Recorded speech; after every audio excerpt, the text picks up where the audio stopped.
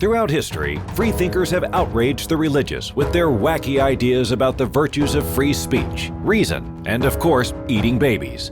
Now, God is dying, and it's time to dispose of his remains.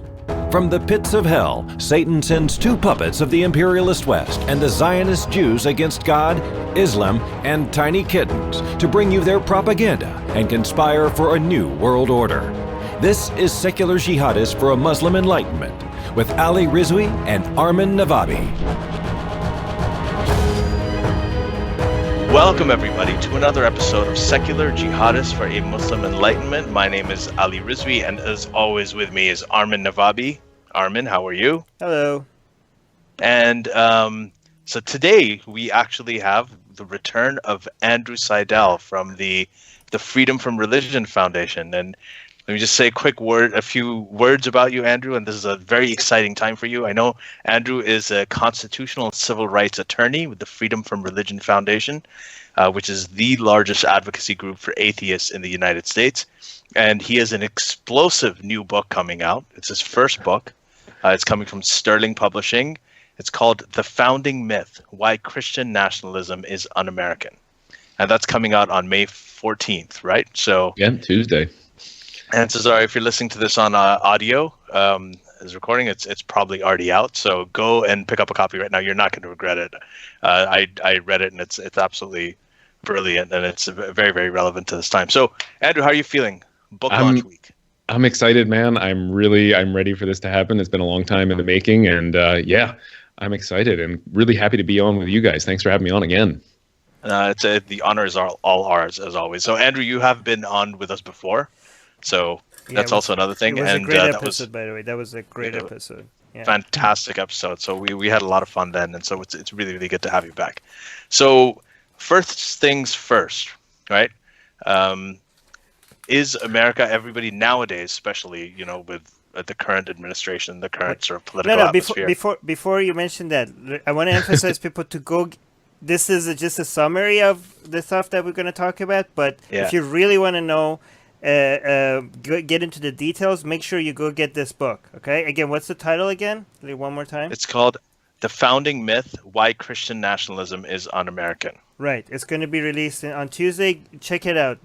We want to make sure that these kind of books are received well, so that people see that there is a demand for it. So please go out and check it out. It's a great way to support this kind of content. But sorry, Ali, go on. Yeah, no. So my first question, I can't avoid this, Andrew. You said why Christian nationalism is un-American is a subtitle. Yeah. But was that sort of a watering down of it? Did you want to say why Christianity is un-American originally? Yeah, I mean, and I am a little bit more explicit in the book. The central question that we're really investigating is whether or not Judeo-Christian principles influenced the founding of the United States. And this is kind of a claim that we hear all the time here. It's whenever you debunk the claim that we're a Christian nation, everybody falls back on, well, I meant we're founded on Judeo-Christian principles. And I set out to determine if that was accurate. And the more I investigated it, I realized that Judeo-Christian principles actually are thoroughly opposed to the principles on which the United States was founded, and that the two systems differ and conflict to such a degree that it is fair to say, even if you are being blunt, that Christianity is un-American. So I mean, I think that is absolutely fair, and it's especially true if you look at the principles that Christian nationalists, which are the people who make this claim that we are founded as a Christian nation, founded on Judeo-Christian principles. The principles that they hold most dear are certainly un-American. Yeah. I wanted to actually read really quick from the Publishers Weekly review, right? And you got a really good review from Publishers Weekly, which is, congratulations on that. That's actually a pretty prestigious thing to have. You wrote here, so they say Judeo-Christian principles, Andrew argues, are directly opposed to the Enlightenment principles on which the United States was founded. Quote, to put it bluntly, Christianity is un-American, end quote. So that's what you said. This is one of the things that we've talked about here, that, the U.S. was when people say it was founded on Judeo-Christian principles, I usually like to remind them that the Enlightenment, the Age of Enlightenment, was actually a rebellion against, the whole idea of any nation being founded on Judeo-Christian principles, because we did have that for a very long time. It was called the Dark Ages in Europe.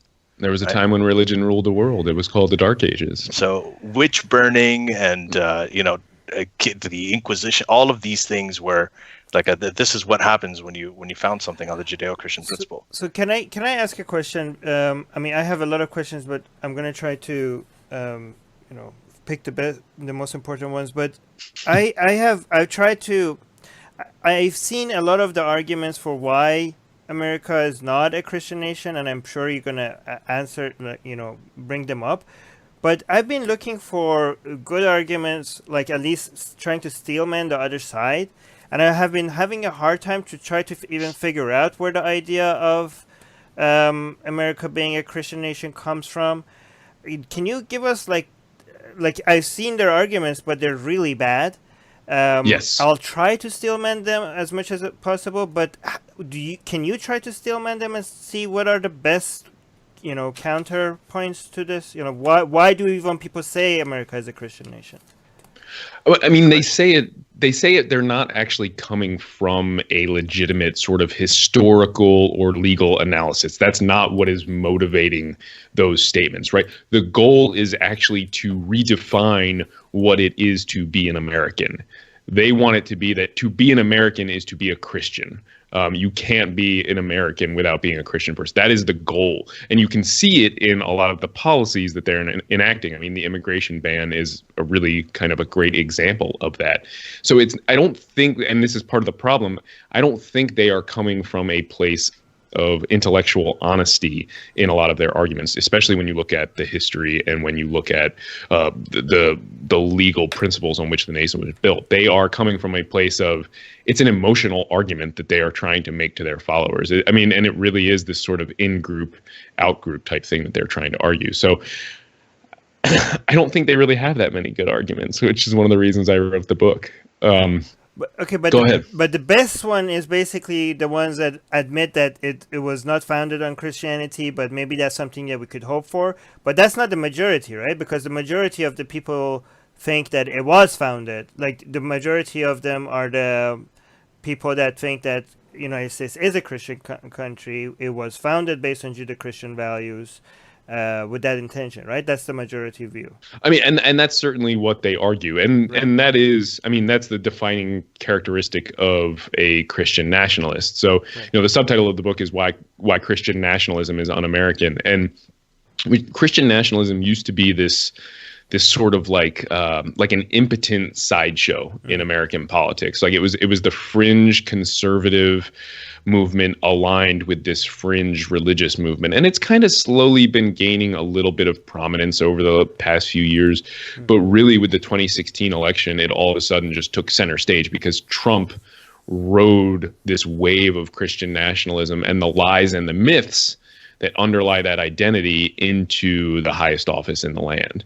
And, I actually look at a study that was done in the first chapter of the book in the introduction, where Andrew Whitehead out of Clemson University looked at Trump voters and tried to figure out what was the number one indicator that somebody would vote for Trump in the 2016 election. And more so than race, more so than religion, more so than even political party, whether or not the person believed that America was a Christian nation and founded on Judeo-Christian principles was the number one indicator of a Trump voter. So he Wow. tapped into this vein of Christian nationalism and became president on that basis. Right. So it really is important.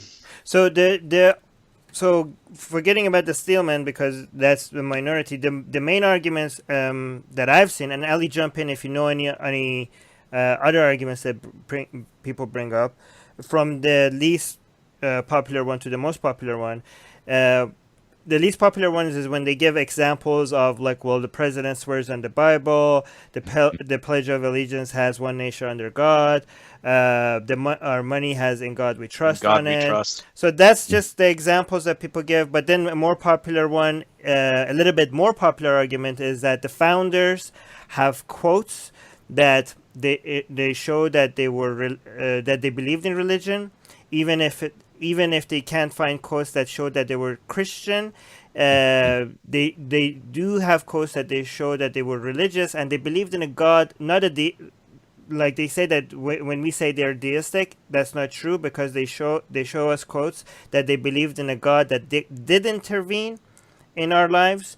So that's a second argument that's a little bit more popular. But the most popular argument is that morality as a whole comes from Judeo-Christian values, and to believe in any form of punishment or judgment or freedom, like you have to believe in a God to believe in all of that.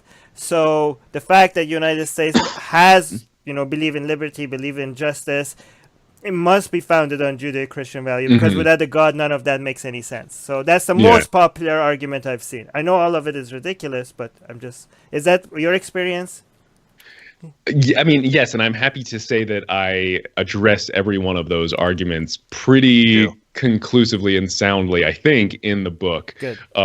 Everything from the In God We Trust, One Nation Under God. So the last part of the book, part 4, I call Argument by Idiom, and it goes over all of those different things that you mentioned and a few more in the process. And, I think a lot of people realize that those are not actually from the founding era. They were in the 1860s and the 1950s, but we can make another argument on top of that. It's not just that those don't show some sort of influence on the founding era, but we know that Christian nationalists imposed them on the country deliberately during times of national strife and fear. So they were actually taking advantage of a scared populace to impose their religion on everybody else, which I think is a critical point that our side often does not raise in this issue. It's not just that these have no bearing on the founding at all. Right. It's that they were deliberately imposed on a nation that they couldn't really fight back at that particular time because busy fighting a civil war, for instance. Yeah, I think since you're bringing this up, we should give an example of that. So you mentioned 1950s. Was that the Pledge of Allegiance or the? That was the Pledge of Allegiance. There's a number of them in the 1950s, but the Pledge of Allegiance is the big one. So where it says in one nation under God, indivisible, right? So the under God was added in the 1950s as a reaction to take a stand against the Soviet Union, which was this godless, atheistic, communist superpower that the U.S. was fighting against then.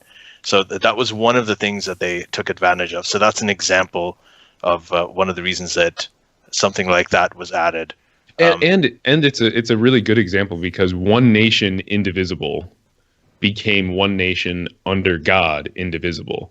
So you're literally dividing the indivisible with religion, which historically is the most divisive force known to man. I mean, they are taking this beautiful unifying sentiment and they are injecting their religion into the middle of it and dividing the nation. And you see the same thing actually happening with In God We Trust. The original de facto motto of the United States was E pluribus unum, right? From many one, from many people, one nation, from many states, one country. And it's a beautiful unifying sentiment, and then it's wiped out with this exclusionary, alienating religious sentiment, and they're doing that deliberately. But didn't the Declaration of Independence, doesn't that have God in there? It does have God. That's also in your book. So there's done. Sorry, before you answer, I gotta tell the audience and everybody who's listening to this, and Armin, that's an excellent question. A lot of people are gonna ask that question. But when you say that, when you read this book, the arguments are so good and so conclusive and so well referenced and thoroughly researched. I mean, even if you hate reading it, where you're just like, oh, I hate this guy, I just want to read this book, you're gonna have a very hard time countering them. I'm guaranteeing that right now. But yeah, go ahead. I appreciate that. I think I'm gonna clip a part of that out and just put it up on Twitter. I'd be happy. Yeah.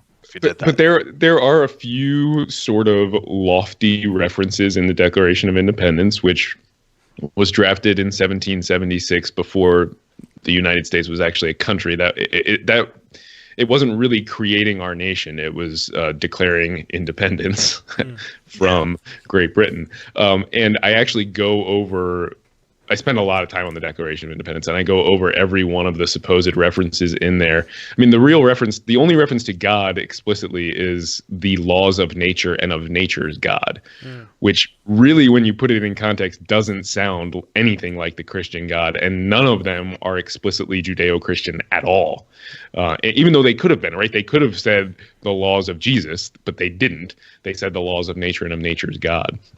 Another one that's in there is their creator, which always gets slightly changed by politicians like Trump to our creator, which is actually, it's a small but a very subtle and important difference. But I mean, Christian nationalists are not known for their subtlety, nor will they ever be. And then there's a couple at the end, divine providence and supreme judge of the world. And those were actually added on at the last second. They're sort of this religious window dressing. The document was already drafted and done, and the committee on the whole thought it was a little too godless for them, so they threw on a couple at the very end there. So yeah, on the whole, not a good argument for the Christian nationalists to cite. So what was the context of, because you said that, and this is a good point, it doesn't say endowed by our creator, it says endowed by their creator. Yeah. So Why? What was the context of that? So, well, because and this is the thing that's so striking, that people latch onto these four different phrases in the Declaration, and that they really try to make them into something that they're not. But if you read the Declaration as a whole, it is striking how much it is focused on this world and on people. I mean, it begins when in the course of human events. And then it goes on to say, when in the course of human events, one people must sever the political bands that connect them with another. It's talking all along the way about people and what's happening among, they say, and assume the separate and equal station among the powers of the earth. I'm butchering some of this language, and I apologize to Thomas Jefferson for doing so. But, it's talking about the powers of the earth. It's talking about people. It's talking about when in the course of human events, there's nothing godly or on this supernatural plane about it. It really is focused on, for them, the here and now. And to somehow read in all this religious language is kind of nonsense to me, really. Yeah. The fun fact, there was in the rough draft of the Declaration, there was a mention of Christianity. Oh, and so somebody took that out. Like, yeah. So it's not like, if it wasn't an original draft, it's not like they didn't put it in there. If it was in the original draft and then it wasn't, they took it out on purpose. So they took it out on purpose, but they took it out because Thomas Jefferson accused the, quote, Christian king of Great Britain of engaging in the slave trade. And they took it out because they didn't want to condemn the slave trade in the document and tie the slave trade to Christianity. So it's a really fascinating, and I have that in there, and I actually have we put in the book a picture of the original rough draft of the Declaration with that line in it, so people can see it. So they removed Christianity in defense of the slave trade? Yep. Okay. Yeah. Okay. All right. Well, I mean, okay, so that's kind of interesting because the Confederacy and the Confederate Constitution, right? There is a confounding factor here that there are a lot of people who really do that. There's this pervasive sense that America is a Christian nation.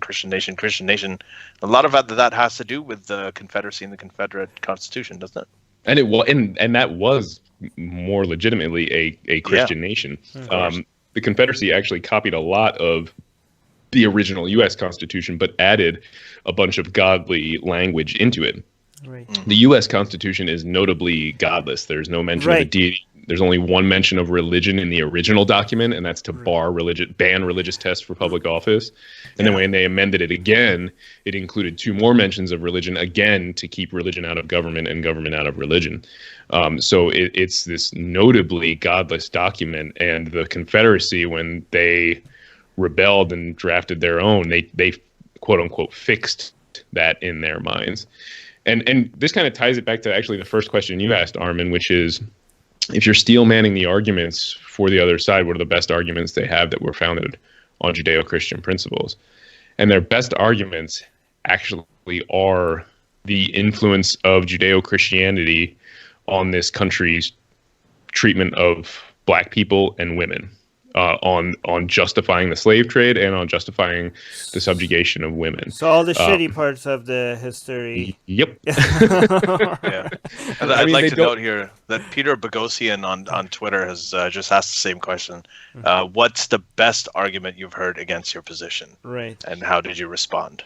Yeah, I mean, We so could give them that. Let's give them that. Yeah, I mean, like, yeah, the Christian. Those are the Christian parts of the, United States. And that's definitely the best argument in their position, but it's one that they don't ever want to claim, of course. So, I mean, really the question that the book is investigating is, did Judeo-Christian principles positively influence the founding of the United States? And the answer to that is most certainly not. No. Yeah. But I want to emphasize something that you mentioned, because a lot of people focus on the Declaration of Independence because it has at least one thing in there that they could hang on to. But if you go to the Constitution, it becomes a lot more godless and in fact anti-religious than the Declaration and also the Bill of Rights, right? So it has very clear statements in there trying to limit religion. Yeah, and I mean, I think the Declaration as a whole is an anti-biblical document. I think it's very, very clear. I mean, if you read the Bible of the time and you read people who were defending against the idea of American independence, who were saying the colonies can't do this, they often were citing the Bible. Romans 13 specifically says that God gave rulers power on earth, and that to rebel against those rulers is to rebel against God. Had the founders been devout believers, devout Christians, they would not have rebelled.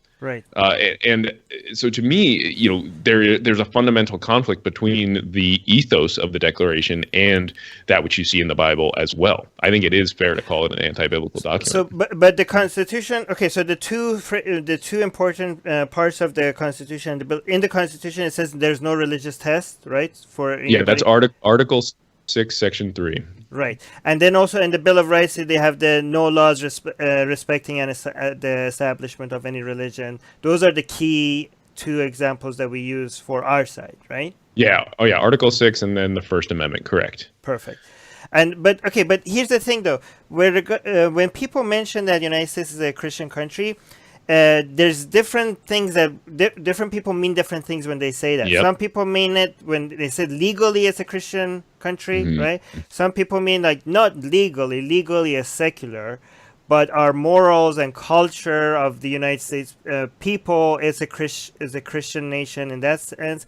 And some people will go a little bit milder, like, okay, fine, our culture and our morality, maybe it's not all Christian, but it's been influenced by Christianity. Is that fair to say these are the three different levels what do you think?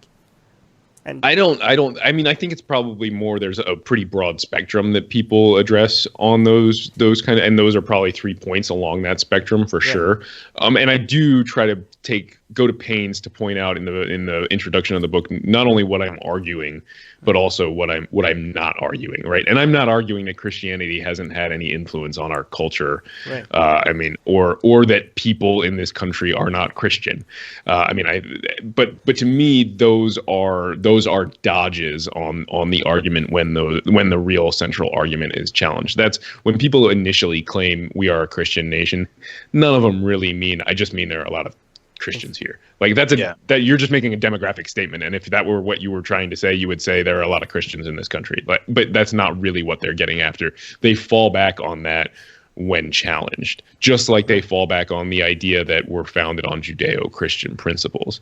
And the reason I chose to focus on that instead of the broader idea that we're a Christian nation is because it is this fallback position.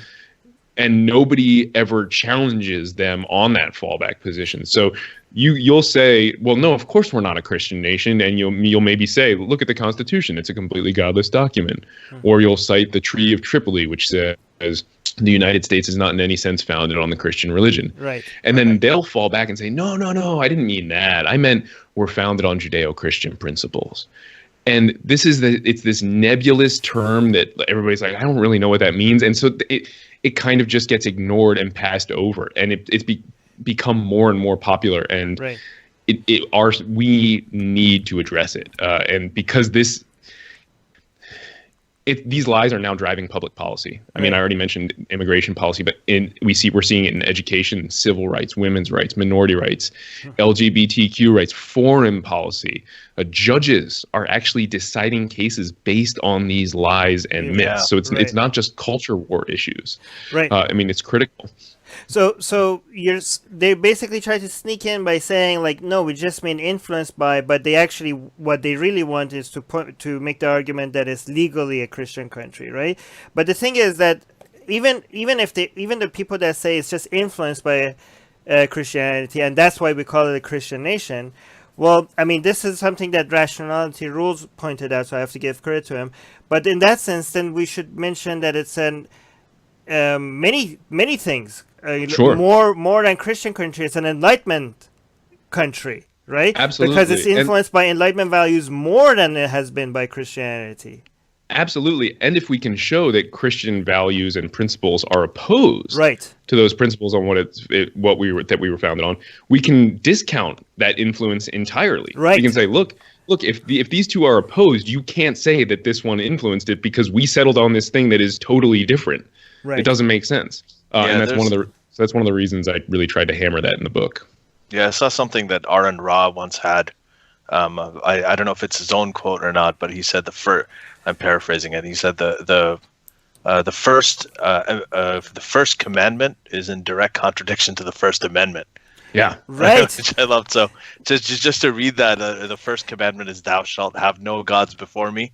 And the First Amendment is Congress shall make no law respecting an establishment or religion or prohibiting free exercise thereof. So, and I mean, I just wrote an op-ed about that. Yeah, it's ridiculous. I am the Lord your God. You shall have no other gods before me. You cannot write a more un-American rule than that. I mean, if that were the law, I mean, it would conflict with the Constitution in a number of different ways. I mean, it's absolutely right on. Right, and the other point that they make that because we have morality, we have law, we value freedom, you have to assume God to get all of that, and that's why we're a Christian nation. I mean, if you accepted that argument, then every Islamic country should be declared a Christian nation because they also believe in a God that brings morality, right? And also, I mean, that's just ridiculous because we know that before the Bible we had other kings and rulers to bring laws. I mean, Hammurabi and many other older ones, right? So, I mean, ancient Persia, a lot of not many of them, but some of their laws the Greek ones at least, were more in line with what the Enlightenment thinkers came up with later than what the Christian morality, a lot of Christians think that morality, it was invented with the Bible. Yeah. So... yeah, and I spend a good amount of time, one of the popular arguments when you have a conversation about this always goes to the religion of the founding fathers, right, and what they believed. And in the book, I point out that this is actually, it doesn't matter what they personally believe, because whatever they personally believed, you would still have to connect to that personal belief somehow to influencing the founding of our country, which number one, you can't do. And number two, we know that they wanted state and church separate because they were pretty damn explicit when they were talking about it. And the Constitution that they wrote, as we've already discussed, was godless. So to me, that's a non-starter argument. But I do spend a lot of time in those chapters. There's 2 chapters on the founders talking about this idea that morality comes from religion and what the founders thought specifically about that and what it means for the Christian nationalist argument. Excuse me. And at the end, it really does. If their piece of that argument is true, it actually turns kind of things back on them, and it in a way. And I kind of don't want to give it away, but I kind of also don't want to leave this hanging out there. In a way, it actually disproves their argument. Okay. More than proves their argument. But I think people might have to buy the book and read chapter 3 let's for leave that as a teaser. So I have to say, speaking of stuff that disproves and proves that people actually is you wrote in your book about the golden rule, and this is I like this a lot because I hear this all the time. I've actually heard it said on TV. Is they say that that America is a Christian nation because we were founded on the golden rule. Yeah.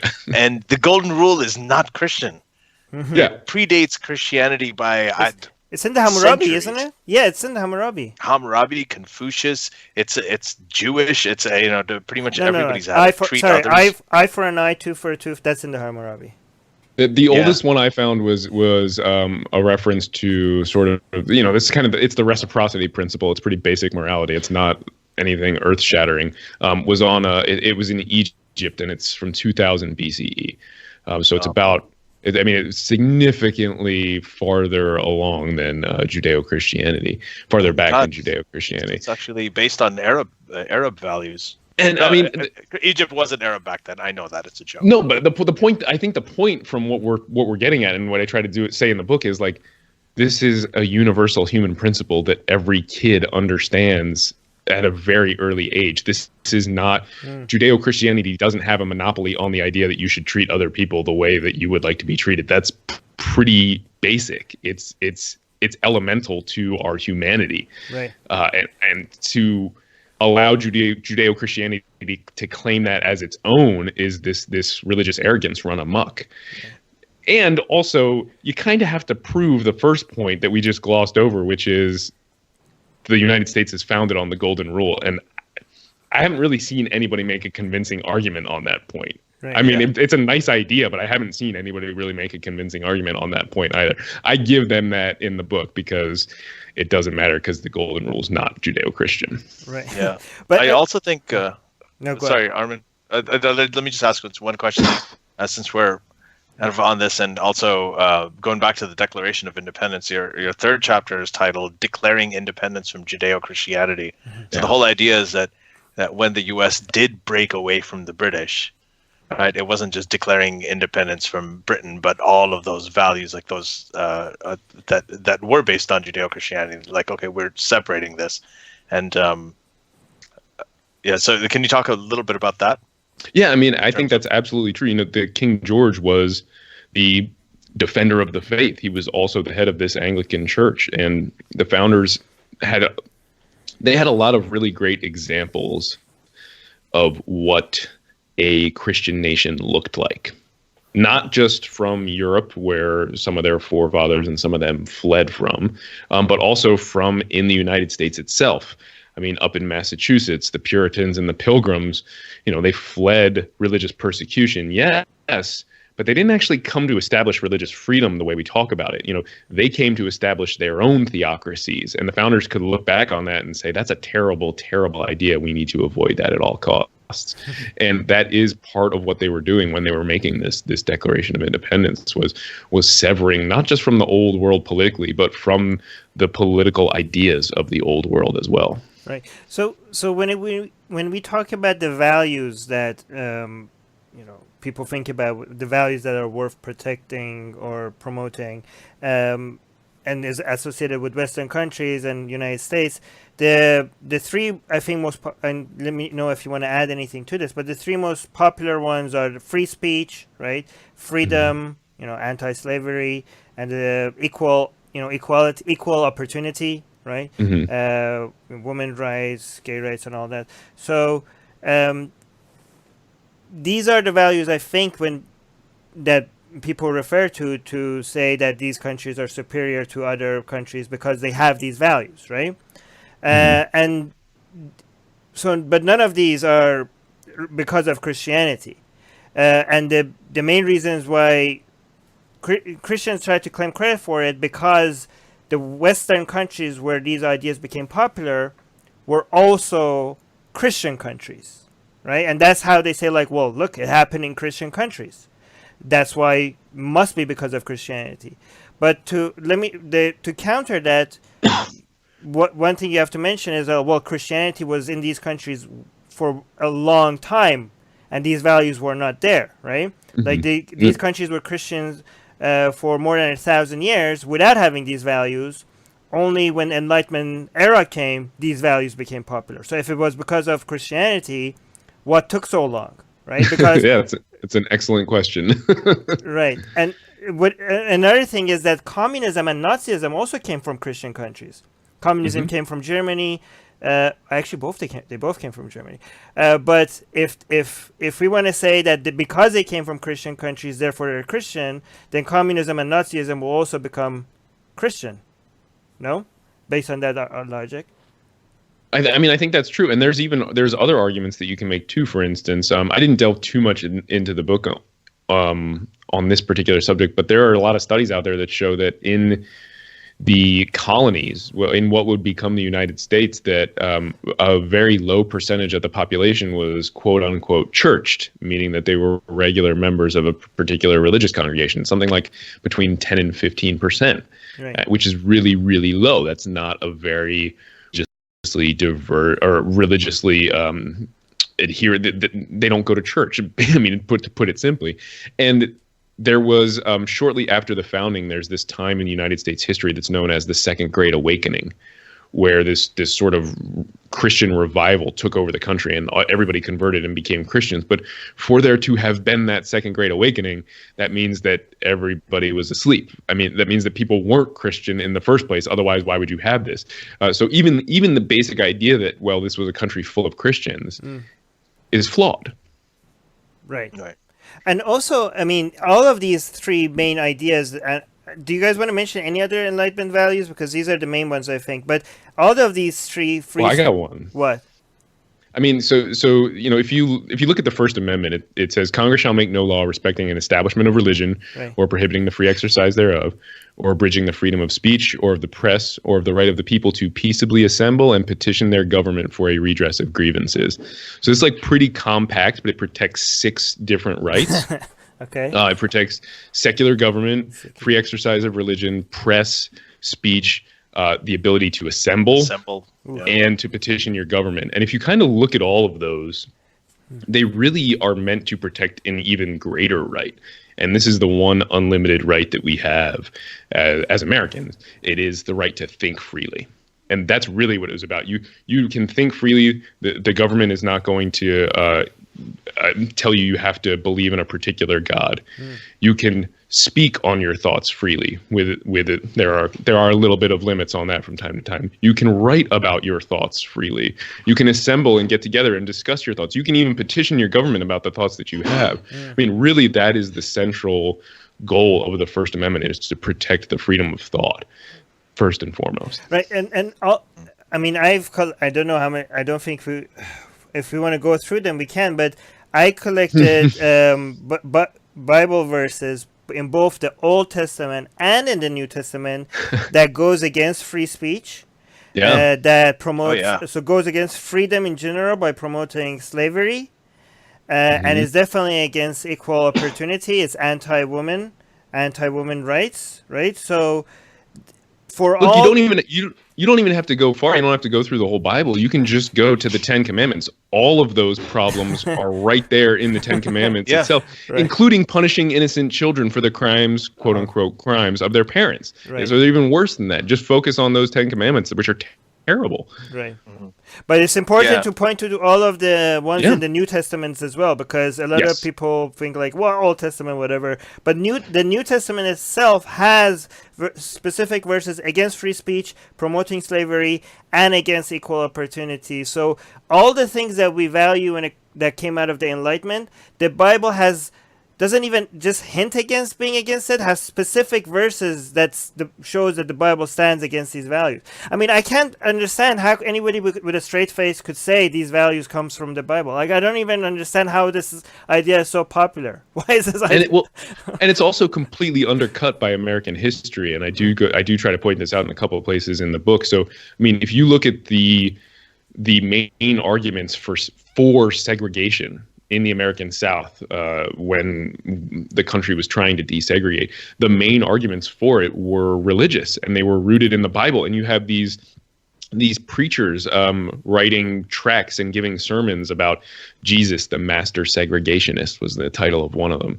And it's the same thing back at the Civil War. You know, there was a theological argument going on about whether or not the God of the Bible condones slavery, and the South had the way better side of that theological argument. Right. Terrible argument in terms of humanity and human rights and logic and reason, but when you're looking at the Bible, they certainly had the better side of the religious argument on that. They absolutely did. And I think recently, in 2015, when the Supreme Court greenlighted same-sex marriage in the United States, people were putting up these quotes from the people back then who were justifying slavery using the Bible. And they're like, okay, so what was this? What were they justifying? And what were they opposing? And a lot of people couldn't tell whether it was a recent quote about same-sex marriage or whether it was in the past justifying slavery. So it was pretty incredible. Some of the when you read some of the things that people said back then. Yeah, I mean, it really was. And so again, how does sorry, go yeah, how does so we were talking about in Europe, right? And I've seen this actually in the atheist community, especially since around 2015, 2016, since the rise of Trump and a lot of this far-right activity, is that even some atheists are beginning to glamorize Christianity. They're like, yeah, we're atheists, but we have to remember our Christian roots, and how, and especially this is probably more of a European phenomenon. I've seen it. There's one mainstream author, Douglas Murray, who in his book, The Strange Death of Europe, he talks about it. He speaks very positively of Christianity, even though he is an atheist. Other guys, and that from that all the way to like shock jock type people like Milo Yiannopoulos, also an atheist.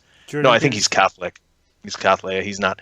But there is so what about the European states? What do you think of this idea of people in the atheist community sort of glamorizing Christianity as a way to maybe as a response to foreign immigration from Islamic countries? Yeah. Well, that's an interesting. I was actually, as you were talking, I was thinking it was probably more related to the idea that, there's this narrative, at least in the United States, there's this narrative that Christians are this persecuted majority, I guess, and that they're constantly suffering persecution at the hands of this liberal judges and this awful culture. And I was thinking maybe it was more Christmas. That kind of stuff. And I was thinking maybe it was more tied to that, but you've got me rethinking that now. So I don't know if I know the answer to that, but I certainly don't see any reason to glamorize Christianity. Especially given what it's done for the world. My guess is that people that are defending the West, quote unquote, the West, they say that, you know what, it doesn't matter if this is real or not. Okay? The West is under attack, our identity is under attack, and whatever is Western should be protected. And Christianity is Western, so it should be protected. And whatever is the symbol of the West, we're just going to use that as a shield from against whatever foreign forces and foreign culture and foreign ideology that is coming at us. Like it's our shield. Jesus was a Middle Eastern brown guy, though. He looked like me more than he looked like Andrew. Yeah, 100%. Right. But I mean, that's also no also offense, Andrew. I mean, I'm not saying that. Yeah, none taken. I mean, it's also a knee-jerk response, right? To say that, well, we should protect everything just because it's Western, whatever that means. Why don't we protect and try to save what's good? And this is kind of what I touch on in the last chapter of the book. Like, there are a few things that religion has adopted that are quote unquote good. I mean, we were already talking about the golden rule, but it's not religious. That is part of our basic elemental shared humanity. And those are the things that we need to save, and we need to jettison the tribalism that comes with Christianity and other religions, especially if we need to keep the things that are worth saving and jettison all the rest of the religious nonsense. I mean, nothing that is worth saving has come out of religion. Do you? I don't think that's unfair. I mean, no. Do you agree with that? I don't. I'm struggling to find a single. Okay. Just other than literature, history, and like fun art. Not art. Because without religion, we will still have art, right? Like it's not like if you remove religion, all of a sudden there would not be beautiful buildings. There would be beautiful buildings for a different reason, right? But I'm just saying, like religion itself didn't give us anything other than maybe just enjoying studying history and what happened to people, like just looking at it from a historical perspective. But there's no values that came out of religion that is worth preserving. Do you agree with that, Andrew?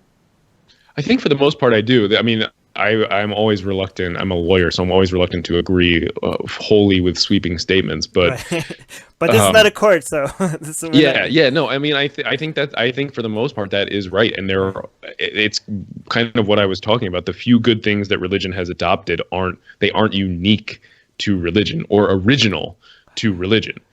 Religion is just sort of, adopted it as its own and claimed it as its own. And to me, the golden rule is the perfect example of this. And that is not inherently religious, and we shouldn't treat it as such. So I would claim that there's the ones that you mentioned that it's not original to religion. I would blame religion for more than just taking it from other places. I would blame them for simplifying it to a point of making it useless. Like it's not like they just took other people's good teachings. They took really complicated, very nuanced, advanced discussions of ethics and morality, and they turned it into something, one-liners that is pretty much useless and very simplistic, right? No, I do agree with that, and I think the Ten Commandments, and I have a whole section in the book where I go over every single Ten Commandment, every single one of the Ten Commandments, and that is a kind of the perfect example of that. Right. I mean, even the do not kill or do not murder, whichever way it's interpreted, strictures in the Ten Commandments are at least in the original are not these moral codes. It's don't kill somebody who believes the way you do. You can kill anybody else you want. Yeah. Which is gay people. And it goes to exactly what you're talking about. It takes this basic moral principle and warps it using the religious impulse. So I think that's probably true. I also would, Armin, I'd probably, just for messaging purposes, I mean, I agree with you too, but I would rephrase it and saying, because, if you say that there's nothing of use that came out of the Bible, some people might take it to mean that there was nothing good in the Bible. So what I would say is that there's nothing. But there's nothing good in the Bible that is original to the Bible. No, there's nothing. That's my claim is there's nothing good in the Bible. No, but what I mean. No, I mean. There are some lovely turns of phrase in the Bible. There's some useless nonsense in there. In the Bible as well, too, yeah. But what I'm saying is, when you have things like the nonviolence, turn the other cheek, and some of those things would be considered good by some people and not to everybody. Yeah, okay, but not to anybody that makes any logical sense. Yeah, but it's not. None of that stuff is original to the Bible. Like the bad stuff usually is unique to these books. I mean, the same thing with the Quran. Like all of the stuff that's good in the Quran, like paying charity and taking care of orphans. I mean, these are things that predate. They're not original to the religion. But the stuff that is bad, like jihad, is a unique doctrine. But Ali, I'm comfortable with my claim that there's nothing good in the Quran and the Bible. Mm-hmm. Like more morality-wise, because entertainment-wise, they're awesome. Okay, I guess we can agree on that. Right. But that's funny. So I mean, this is absolutely fascinating. You have a chapter in your book on biblical influence as well, and it has a quote from Thomas Jefferson that I wanted to read. Go for it. Like it starts off with it. I find many passages of fine imagination, correct morality, and of the most lovely benevolence, and others again of so much ignorance, so much absurdity, so much untruth, charlatanism, and imposture, as to pronounce it impossible that such contradictions should have proceeded from the same being. And this is Thomas Jefferson on the Bible. Jefferson famously also created his own version of the Bible, which is called the Jefferson Bible, and it's it's still. There are people who swear their oaths on it. And what he did was he took out all elements of the supernatural and stuff he didn't like, and he took a razor blade to them. And that, by the way, is not metaphorical. He took a literal razor blade. And he cut out those sections of the Bible that he thought were essentially bullshit. And that's how he arrived at the Jefferson Bible. So it's actually it's slightly better than that. There was so much nonsense. There was so much nonsense that he actually cut out the good parts and pasted them into another book, and it was like I think like 80 pages compared to like 800 pages. So he really cut it down, and he said that the task was like pulling diamonds from a dunghill. Wow. So, He said that? He said that. Yeah, he wrote that in a letter. We have it. See, those are the quotes that we gotta make go viral. So I mean, no matter all the good things said about Christianity, like there's nothing. This completely just destroyed it. So I don't understand. Do Interesting guy. the Christians that are patriotic or nationalists or whatever, I don't know. I know there's that's different. But do they not know this?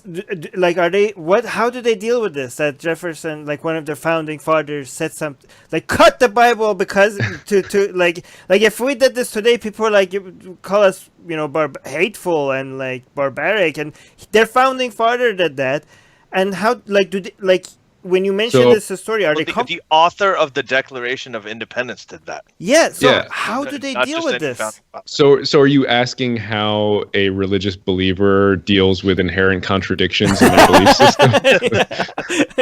Yeah, I guess that's what I'm asking. Because I don't know the answer. I don't know the answer. I'm also going to quote Dr. Gregory House here, of the famous TV show House MD, who said that if you could reason with religious people, there would be no religious people. But you have experience arguing this with people on the Yeah. other side, right? So when you bring this up to them, what is their response? Yeah, I mean, a lot of people will say that it didn't happen, or they'll try to shrug it off, or they'll pivot to another argument immediately. That's their favorite thing. Like, and to me, when you're having these arguments, I don't know what your experience has been debating believers on other issues, but they don't. It's really, really rare for somebody to concede and change their mind on the spot. In my experience, at least, But I have had people come up to me months, years later, in some cases, and say like, "Wow, you've been like right about this all the time." And the more I read and learn, the more right you were. I actually, at FFRF, I was dealing with an opposing counsel, an attorney on a case that we were working on, and he was in Texas, and he told me at the end of this first phone call that we had, he's like, I got to tell you right now, like you are way out of line in a lot of what you believe, and it personally is offensive to me, and I'm not going to let it get in the way of our case. But like, I really disagree with just about everything you stand for. And I was like, well, I guess I appreciate your honesty. Right. Would you be interested in reading a book that says a little bit more about this? And he was like, yeah, I will actually. Right. All kind of like indignant. And this started this conversation, and he came back after the case was over, which was like a year and a half later. I was like, hey, you got any other books that you think I should read? Nice. And then and by the end of it, he is like, I'm sorry, you were right kind of all along. And it's really fascinating to have these kind of conversations with people. And, I didn't write the book to convince the Christian nationalists. I don't think they're going to pick up my book and all of a sudden be convinced. They might, but I didn't write it for them. I wrote it for two different groups. I wrote it for the people on our side so that they can go out with these arguments and they can refute this Christian nationalism wherever they see it, knock it down, not just with facts, but with better arguments that actually really bring this fight to them, put them on the defensive.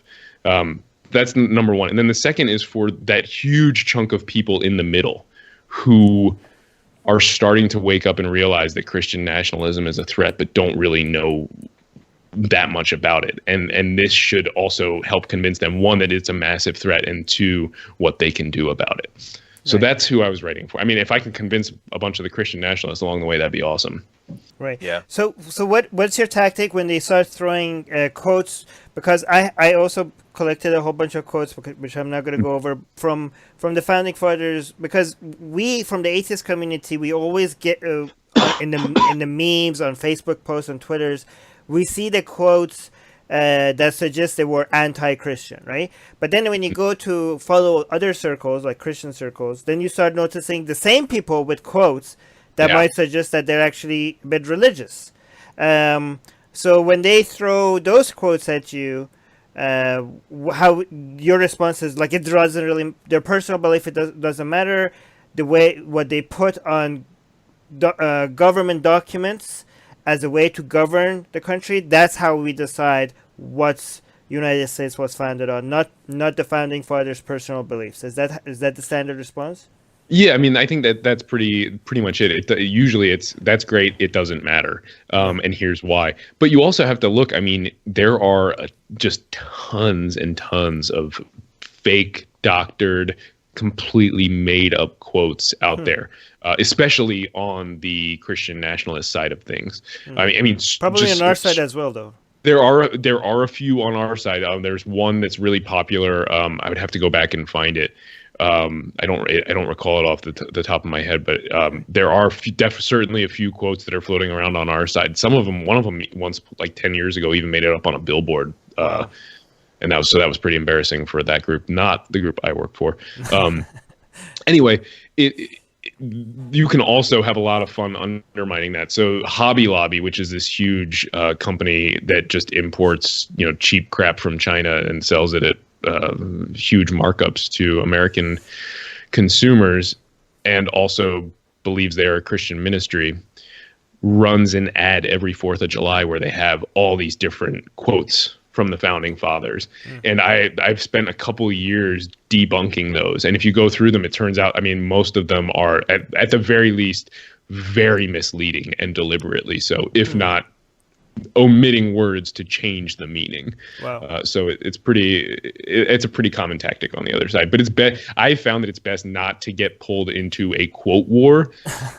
It's far better to say, yeah, that doesn't matter, and here are the reasons why. Right. And what would you list? And here's the reason why, because what they put on how they govern is how you decide.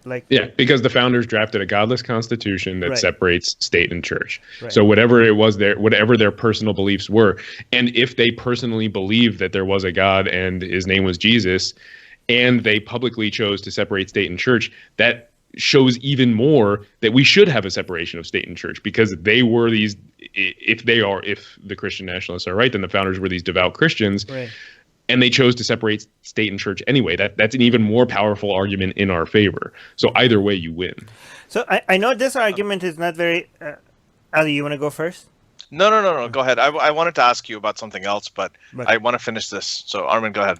All right. So I know this argument is not very popular, but because I've seen it being used, I'm going to just mention it just to see what your response to it is. I know this is very rare, but some people mention that, well, look at our holidays, right? Mm-hmm. Easter, Christmas. This shows that this was, I don't know, if found our culture. Sundays, even. Yeah, even Sundays where things are closed. Yeah. So, yeah, I got a whole chapter on that too. I do talk. Yeah, I do talk about that. I mean, there was a big, there's a big controversy early on in the founding of the country about whether or not Sunday should be delivered, or mail should be delivered on Sundays because it's the Lord's Day, and they basically said, that should not be a factor at all because we have a separation of state and church in this country. So we're just going to go ahead and continue to deliver the mail. Okay, so get your book then. So we'll just leave that there. By the way, I just saw, I know we have some other patron questions, but by the way, our patrons in live chat, if you want us to ask a question, make sure you tag Secular Jihadists, and I saw that we had a few, but this one we weren't tagged, but I'm just going to mention it anyways because it's really good. So on a scale of 0 to 10, how Christian is the U.S.? In the sense that we're talking about 0. In the legal constitutional sense, not at all. I mean, again, those Judeo-Christian principles conflict with the American founding principles. It's not just that they didn't influence it. It's that there's so much disagreement that you can say positively there's no way they could have influenced it. They are un-American. Right. So legally 0, influenced by, I would say, 1 out of 10? I mean, it depends. I mean, if you're talking about culture, probably tick it up a little higher on culture, though not so much now, which is part of the reason they're also pissed off. Right. But yeah. All right, Ali, you wanted to say something? Sorry. Yeah. So I wanted to, because we were talking about how Jefferson, essentially amputated or circumcised, whatever you wanted, the Bible.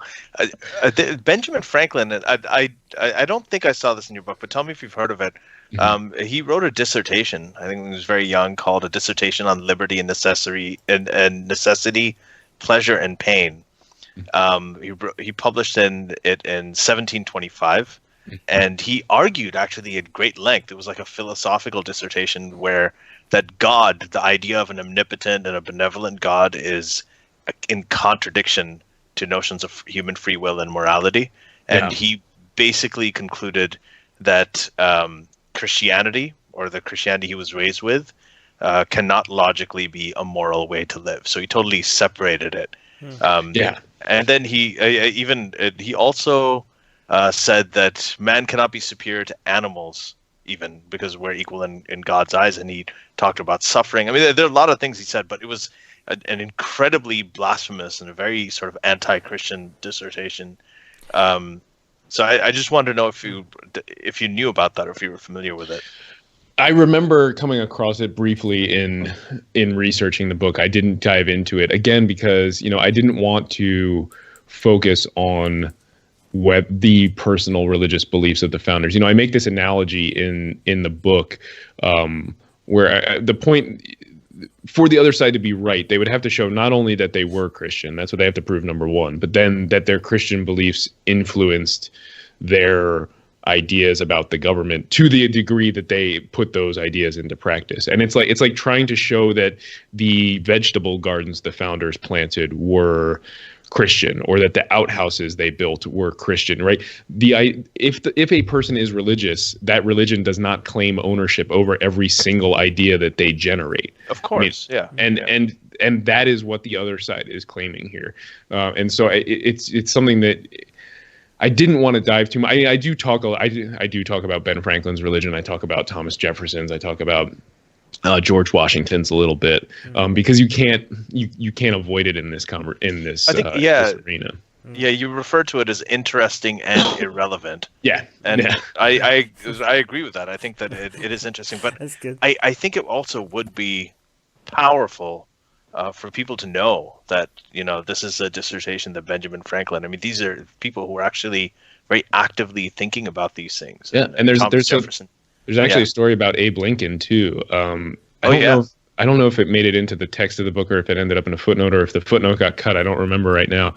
And it might be an apocryphal story. I can't say for sure that it happened, but his law partner, Henry Herndon, said that when Lincoln was a really young lawyer growing up, he wrote a blasphemous tract that basically disproved God. And the story goes that, he was sort of part of this little philosophical club in his town where they would gather at the hardware store every night and sit around the stove and talk philosophy. And he was presenting this tract that he wrote to the group, and that one of them grabbed it and threw it in the fire. And they did it because they knew he was they knew he was bound for higher office, and so they there's only one source for it, so you don't know whether it's true or not, but it's certainly fascinating to think about. But okay, so overall, I think the strongest argument against this whole idea is what we mentioned earlier: is the gap between having many Christian countries for close to 2,000 years on this earth, and not having during most of it not having any countries that supports freedom and equal opportunity, and then right after the Enlightenment, then we have countries that support freedom and equal opportunity, and these people all of a sudden say like, oh, this is Christianity. I'm like, yeah, you guys had a 2,000-year head start, and we didn't get any of this, and now that all of a sudden Enlightenment thinkers bring this to you, now you try to claim credit for it. Like, isn't that whole gap between having Christianity for this amount of time and not getting any of those values? Of course. Yeah. But religion excels at taking credit for things that it is not responsible for. I mean, that's part and parcel to what it. And I tell a couple stories about that in the book, and I think it's in the last chapter. I went to a Catholic wedding a while ago. And I had been to one Catholic wedding previously, and I remember sitting through that wedding being like, this Catholic priest is mentioning God and Jesus so much more than he is the couple. And that when I was at this second Catholic wedding, I actually counted. And so it was like something like 240 times that he mentioned Jesus and God in his church, and about 60 times that he mentioned the couple. And it's, this is their day. They're there to get married, and you have the Catholic Church stepping in and stealing the glory and, just taking it all from them and making it their own, making it about them. And it's all just look at me. And I think religion really excels at taking credit for things that it is not responsible for. And I think that's kind of what you're talking about here. Yeah, and we notice with Islam as well, they keep trying to take credit for, science, for now they're claiming and taking credit for, they're saying, that all these human rights values, all of Islam, they say the UN copied it from Islam, right, from the Quran. Had these Muhammad way was the before. first feminist. Muhammad was the first feminist. And 20 years from now, he'll be the first gay rights activist too. Yeah. No, but revisionist history. That's how it works. It's we have the same experience like with Muslims. Like, right. You were the last countries in the world to declare slavery illegal, and all of a sudden now that slavery is illegal in your country, we were Islam was always against slavery. And there are studies that back this up, and I cite a couple of them in the book. This one professor was writing about it, and they show that it wasn't, for instance, take the abolition movement here in the United States, the movement to abolish slavery. That was primarily, the primary drivers of that were secular Americans. It was secularism that was pushing for abolition more than religion, and religion was getting left behind, and essentially it was the morality of the country was being pushed by secular values, and then religion was rushing to catch up, and then it did what we were just talking about, and now it takes credit for all of that abolition on its own. And it's not unique to that particular time period. It's something that happens over and over again. I mean, your joke, Ali, about Muhammad being a gay rights activist in 20 years is probably not a joke. Like, it's probably a prediction. No, it's not. Yeah, it's an accurate prediction, probably. Yeah. Right. So. To me, it seems like a lot of people are always emphasizing on who did it, whether they were atheist or Christian or Muslim. And to me, it doesn't matter who did it. It matters what values are responsible for it. Like, for example, when a lot of Muslims try to give credit to Islam for the golden age of Islam, which I always try to correct them. It wasn't the golden age of Islam. It was the golden age of Arabs, because Arabs did science, poetry, and philosophy in spite of Islam, not because of Islam, right? Because they were an empire. Of course, when you become rich, then you become interested in philosophy, arts, and science, right? But nothing that these scientists did, whether some of them were Muslim, some of them had very anti-Islamic views, but it doesn't matter, because the science that they did, none of that came from from Quran. There's nothing in Islam is responsible for the science that they did. They did science because they were scientists, right? And if Christians do some good things, like if Christians supports gay rights, people are like, oh, look, Christians are supporting gay rights. That means Christianity is pro gay rights. I'm like, no. What in Christianity is like, if that was our standards, then if I could show you a million Muslims that enjoy Game of Thrones, then enjoying Game of Thrones all of a sudden becomes an Islamic thing. That doesn't make any sense. Like, Muslims are not just Muslims. There are many other things and influenced by other sources of ideas separate from Islam. Many of them are Enlightenment values, which are becoming more popular. Yeah, and I have a whole talk on this in the book too. I kind of center the talk around family values to make the point, but the overall point is that Christianity, and we could certainly expand that to religion generally, but Christianity has done a remarkable job, at least here, of convincing people that when something is good, it is Christian.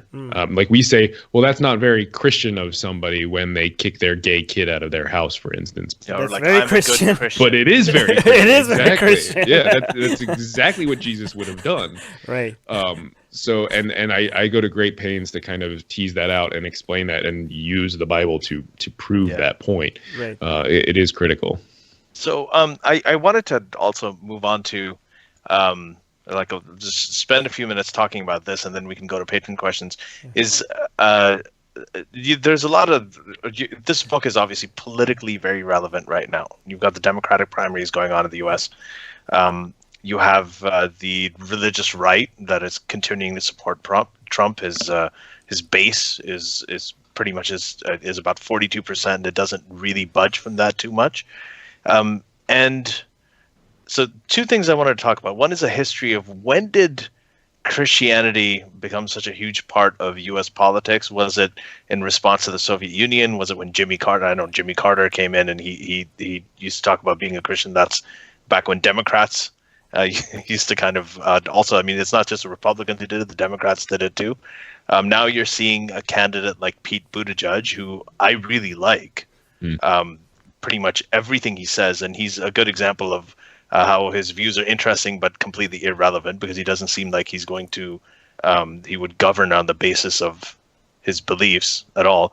But still, he's making this argument to reclaim Christianity from the Republicans, and the Democrats can also take it. So is that a good thing or a bad thing? And I guess there's a lot of questions in there. But how did it start? Why is religion such an important part of the U.S. political process, to the extent that the fastest growing demographic, the U.S., the atheists and the nuns, right? The NONE nuns, not the Catholic ones, that don't have any representation. Don't have any representation. Nobody will admit to it. There's very few of them. There's a handful of them that do admit to it and that have won, but it's still really it's a political liability to be able to call yourself an agnostic or an atheist or a non-religious person. Well, okay, so three things. Yeah, it is. Three, and I'm going to limit it to just these three things. First, Max Boot wrote a really great op-ed in the Washington Post, which is, I think it was titled something like, it's time for not unabashed, an unapologetic, I think was the adjective, unapologetic atheist to be in public office. And he's talking about it in the sense of the Democratic primary and saying we need an unapologetic atheist as president. So that's kind of exciting. But so first, the history side of this. So religion really was not a big part of American politics until the 1830s. And I go over this history a little bit in the book. And there's a really great book that I sort of based a lot of my research on. Andrew Goldsworthy wrote it. It's called America Aflame. And it's about how religion and really Christianity, Christian nationalism even, entered the political discourse in America in the run-up to the Civil War. And what it did was it divided the country further, and it established what would normally have been these political principles and political ideals and political positions as articles of faith, making it impossible for the democratic republic, which runs on compromise, to function the way that it should. So to a larger extent than it has previously been recognized, we can say that the Civil War was a religious war, which is a pretty remarkable, I think, statement. So you can really tie it back to that. It's certainly not back to the American founding. There's this, really popular argument that Christian nationalists make, and you'll hear Trump make it all the time, that Ben Franklin proposed prayer at the Constitutional Convention. Right. When they were getting together drafting this prayer. When they were getting together drafting the Constitution. And that's kind of true. What they never tell you is that in Franklin's own handwriting, he put at the bottom of the page on his notes for the convention from that day, the convention, except for 3 or 4 persons, found the prayers unnecessary. They didn't even vote on the measure. And there's some hypothesis that Franklin may have even been making a joke when he said that. Basically, like, guys, we're going to have to appeal to foreign aid here if you don't get your shit together and sort this out. So the second answer to your question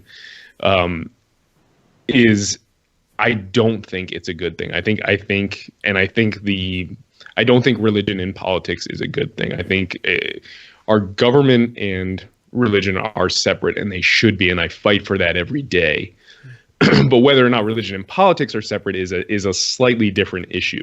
But I still think it right, because Pete Buttigieg might be a good example. Like, clearly his religion is going to influence some of his policy decisions, and I would like to see that not happen. I mean, I think the ideal probably outlook for a politician would be something like the Rawlsian veil of ignorance is a great way to kind of decide things. But that's sort of me really getting deep into the political philosophy, which we don't need to do.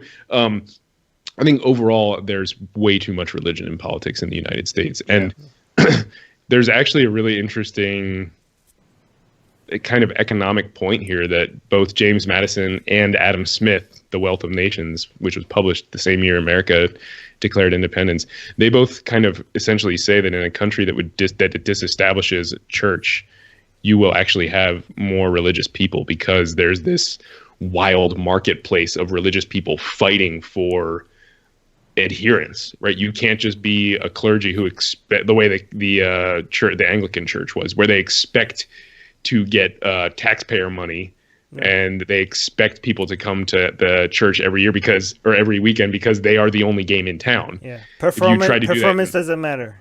Exactly, and if you try to do that in America, you would lose your congregation in a couple of weeks, and you'd be out of money. So the efficiency of capitalism saved the church.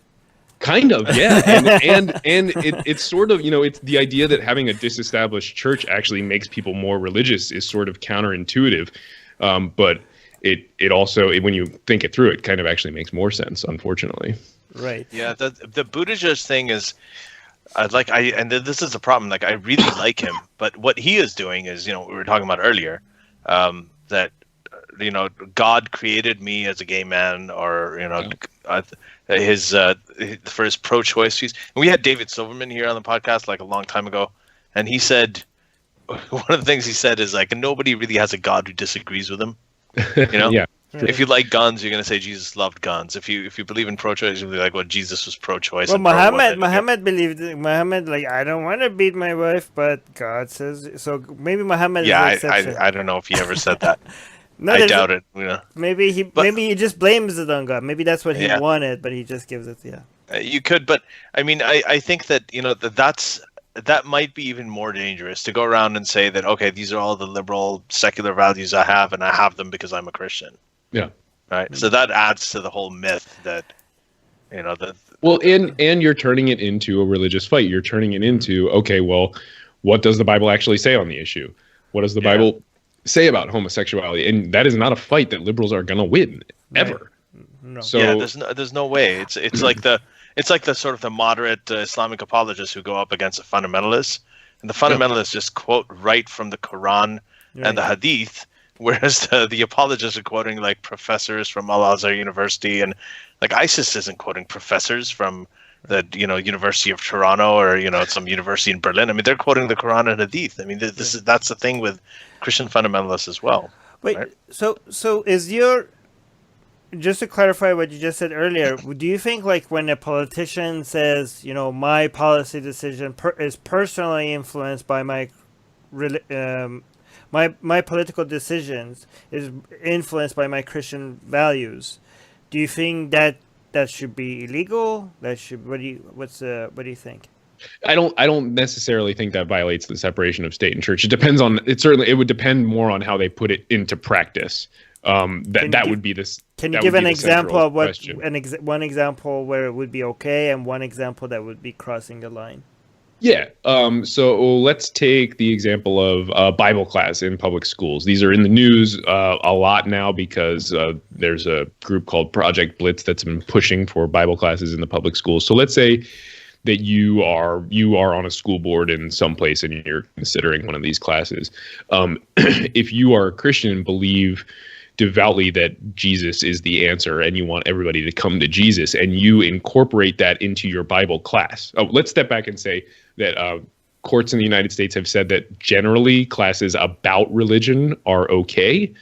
So if you teach about religion, that's fine. You can't preach religion as public truth or as accepted truth. Right. So you can educate but not indoctrinate. Right. So if that school board member says, yes, and we need to teach all these kids that Jesus is the way, the light, and only through him are they ever going to be saved, that would certainly cross the line.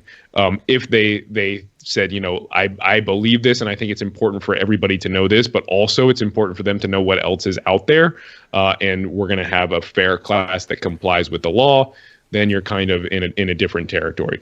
I mean, and there are certainly examples that you could give kind of all across the spectrum on any one of these things. It really would depend on how they implement it. Okay, but so As you're saying, if the source of the decision is religious, as long as the effect doesn't cross this not necessarily. And two, remember, I still do think that that the source of a policy proposal, or a policy, not even proposal, just a policy idea, being religious is fundamentally flawed anyway, because then how do you even talk about that in anything other than religious terms? If you think slavery is okay because the Bible says so, how do we have a debate about that is in any way rational or reasoned? You don't. You end up with a civil war. Right, but we understand the fact that it doesn't make any logical sense. But legally, if somebody says, I'm making this decision because of my religious convictions, but what they're doing is not crossing any legal lines, should that be legal?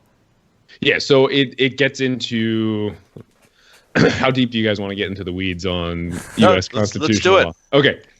Right now, this could change in a month or two even. Right now, the central questions that you ask when you're looking at whether or not a government action violates the separation of state and church is, does it have a religious purpose? Does it have an effect that either inhibits or advances religion? Or does it entangle the government with religion? And if you violate any one of those three things, then that action is unconstitutional. So the one that we're kind of talking about is the purpose inquiry. Does it have a religious purpose? And I think if it is primarily and exclusively motivated by religion, could be enough of a reason to strike it down. The harder question then becomes, well, how do you prove that? And if we're talking about a school board that has, say, 7 members, what if one guy thinks that and the other 6 are normal people who don't want to use the machinery of the state to impose their religion on other people's kids? Then where are you? That standing alone could be enough for that law to be unconstitutional. Yeah. So you just have to misrepresent the purpose. Yes, and that happens all the time. It's a very, very popular tactic here. Okay. How vulnerable is the separation of church and state right now? And you have not only you have these you have Gorsuch, and you've got this guy Kavanaugh on the Supreme Court now. There's like a it could be gone in a couple of weeks. Well, I mean, literally, it could be gone in a couple of weeks. What? Yeah. Wait, what? Yeah. The Supreme Court has a case before it right now. There are a number of justices on the Supreme Court who have said specifically that, the Kavanaugh included, that the wall of separation is a bad metaphor based on bad history, and it should be overturned. And if they do that, the scary version is they will move to something which would require us to, instead of proving one of those three things, purpose, effect, entanglement that we just talked about, you would have to prove that the government was coercing somebody into religion in some way, shape, or form. So you'd have to prove coercion, and that bar is incredibly high. And trying to do that, so how are you going to? So does that mean if that happens, you guys cannot win cases against the government as easily as you used to? Right? We are right now, since 2016, we are 14-3 in court, and if that happens, those numbers could easily flip. Do you think it will, though? Is it in a few weeks when the Supreme Court hears it? Is it? It's a legit possibility.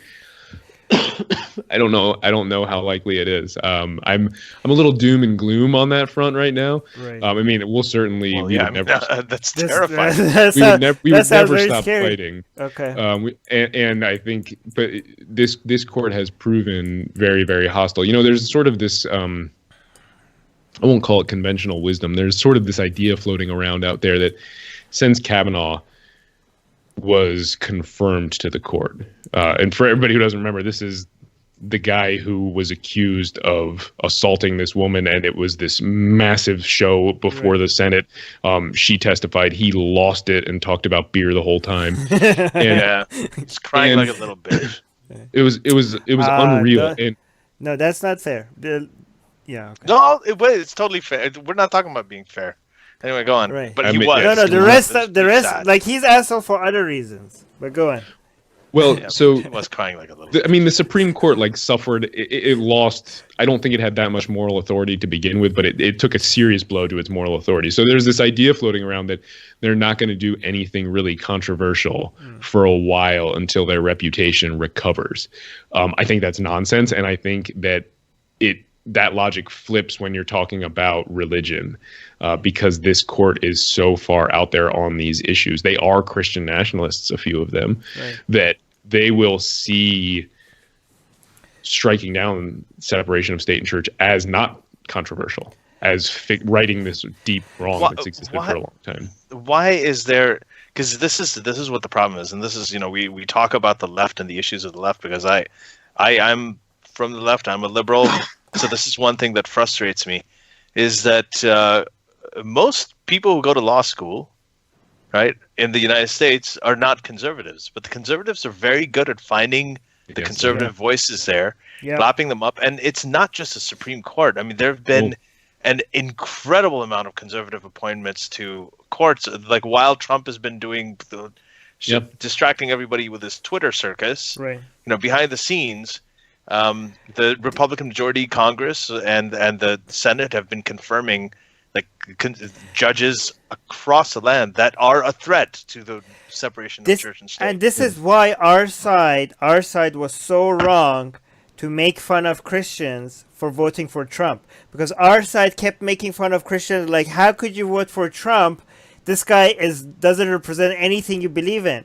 But they voted for Trump strategically, and they got everything they wanted and more. Like, they have won this game. We are the losers right now in the United States, and they are the winners. They have been strategic. I don't know how strategic that decision was on their part. I think there was other things wrapped up in it, but they are 100% better at playing politics than our side is. They absolutely are. Because our side is just tweeting. They're just tweeting. Go on. No, I mean, they treat it like a game that you can cheat at. That principles are good when you're in the minority, but when you're in the majority, you ram through whatever you want to ram through. You hold a Supreme Court seat open. You delay as many judges from taking the bench as you possibly can, and they are better at politics than liberals are. There's no doubt about it. Yeah, and unfortunately, I mean, that is why this is actually very connected to the, your book, all the arguments that you make. It's because of this reason that I think that it's so important. The 2020 election is so important, and your book is so important to it. That if something doesn't happen soon, I mean, there is a genuine threat to. And I really do agree with that. I believe it. I think this is a critical fight, and the goal of this book is to arm people for the coming arguments and fights that they're going to have about these issues. And I mean, I genuinely don't care if people buy the book, but I really want everybody to read the book. You go to your public library and get it. Like you need to understand the arguments that are in it, and you need to be able to go on the offensive against these Christian nationalists, because they are certainly gunning for your rights. I mean, hands down, it's happening. By the way, can I just make one last point before you go to Patreon questions?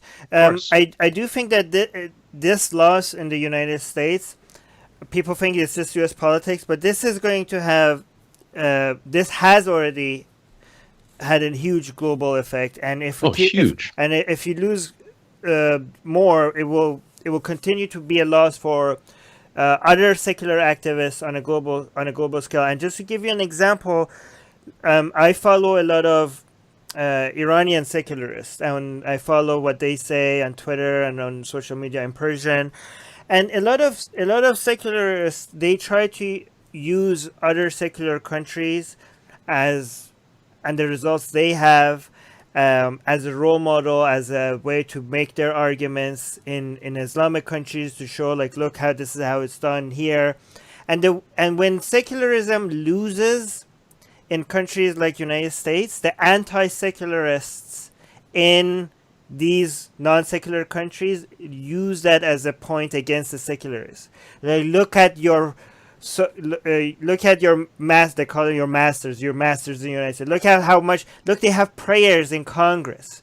Like, Yeah. you think United States is, you guys love secularism, and you keep pointing to France, and you keep pointing to the United States, but look, their president Trump said this, the Congress did that. Look, they passed a law that this religious law in the United States. So every time any religious laws or any politician says something religious in countries that are supposed to be secular, the anti-secularist activists in Islamic countries or in non-secular countries use that against the secularists to show that secularism is a myth.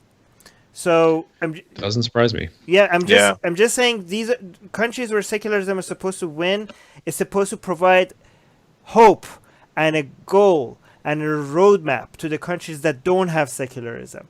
And if we lose these countries that do have secularism, or if secularism is weakened in these countries, it does have a global impact. Yeah. Right. I mean, you certainly ought to make that into an op-ed if the Supreme Court does what we were talking about. You really ought to. Oh, really? Yeah. Okay. Yeah, that would be very powerful. Okay. That's you just you just scared the shit out of me. Anyway, so I'm gonna move on to. If anybody wants to join the live chat that we right now, everybody in our live chat is our patrons. So for people that are listening to this later, if you guys want to come into the live chat and join us live when we have these discussions, consider becoming a patron. It really helps to support this show and continue what we're doing. And thank you to everybody right now that is a patron. But go on, Ali, ask your patron questions. Yeah, first I just saw this tweet in response to when I announced that this we were talking to you. This guy wrote, he's not wrong. It was clearly founded as a white nation, not a Christian nation. Oof. So there you go. That's the topic of your next book. Yeah. I'll go ahead and pass on that one. The U.S. was a white nation. Okay. Anyway. Yeah, these are debatable. I mean, I saw a video of Brian Cox, the great physicist who worked at CERN, actually explaining why the Earth cannot be flat. I mean, this is what we're kind of doing. So we have to talk about these things. Apparently, to seriously address the, talk about why the U.S. is not a white nation wasn't based on that. Anyway. Okay. So first of all, Mars and Mike have both just purchased your book. Whoa, Mars thank you. Pre-ordered. Really looking forward to this read. Mike is saying, he quoted his confirmation, the founding myth, why Christian nationalism is un-American, will be auto-delivered wirelessly to your Kindle. Awesome. Thank you. So there you go. So Mike is asking, how many of the founding fathers were Christians? So I know this is, again, interesting. Yeah. Relevant. And it's a hard number, too. I mean, even if you want to, even defining who was a founding father is actually a pretty hard thing to... I mean, who do you count? Do you count people who signed the Declaration of Independence or people who signed the U.S. Constitution? I mean, there were 11 years between those documents, and only 6 men signed both. Is it only those 6 men? Do you count the people who were not instrumental in the founding documents, but who clearly had a massive impact on the population and the psychology and the ideas of the population, like Thomas Paine would be one, and I think he should be counted among the founders, but didn't really take part in any of the shaping of the national government, or people like Aaron Burr, who did take part in the shaping of the national government, but didn't really have any impact at all. So I mean, it even trying to get to who is a founder is itself a big question. I mean, to me, the central point when you're trying to think about who the founders were and whether or not they were religious is there is a tie between heterodoxy and rebellion.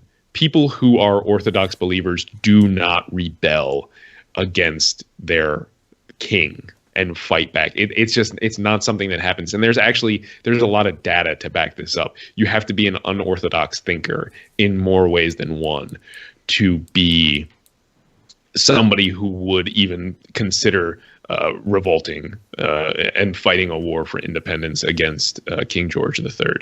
And if you look at kind of the primary lights, like George Washington was almost certainly not a Christian, and there are a lot of indicators of that. The fact that he didn't have any religious service, he was on his deathbed for quite a while, and he never asked for last rites or religious consolation of any kind, which he could have done and would have done had he been a believer. When he went to church, he didn't take communion.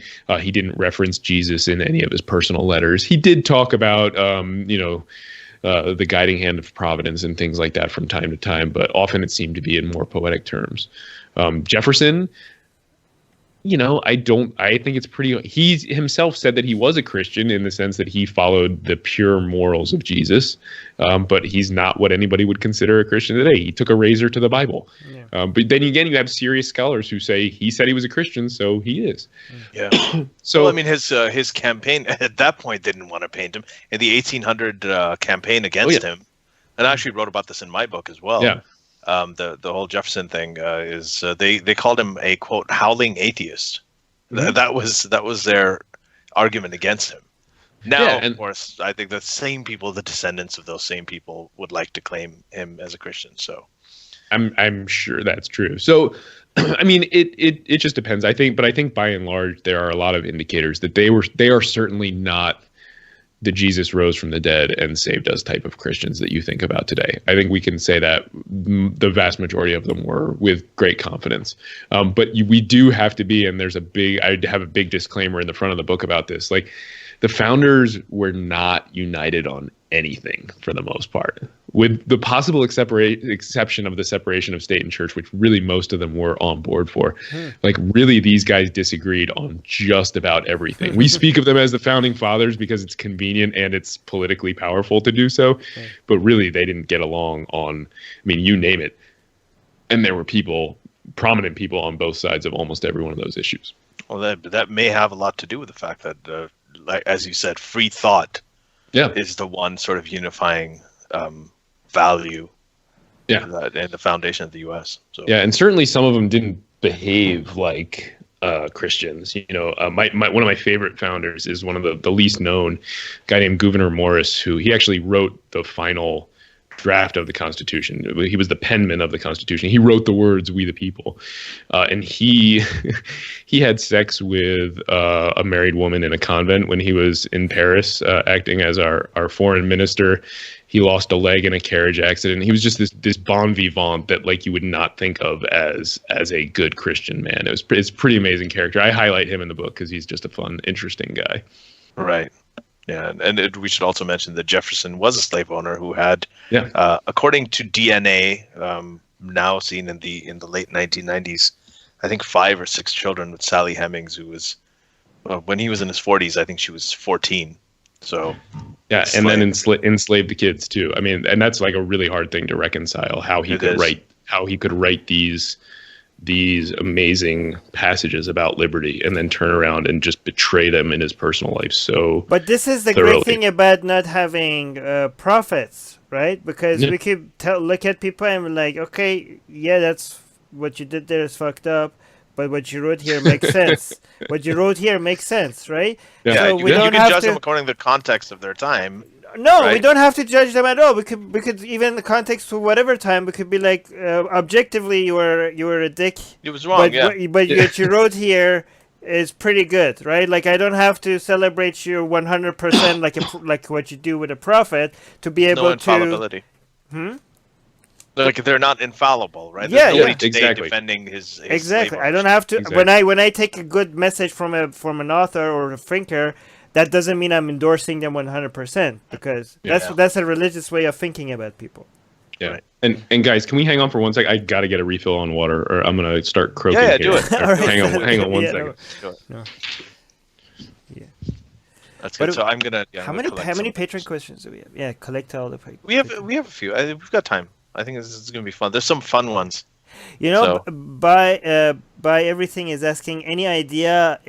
We can answer this right now because he's asking any idea if it will be out as an audiobook, and I already asked this because I wanted to know as well.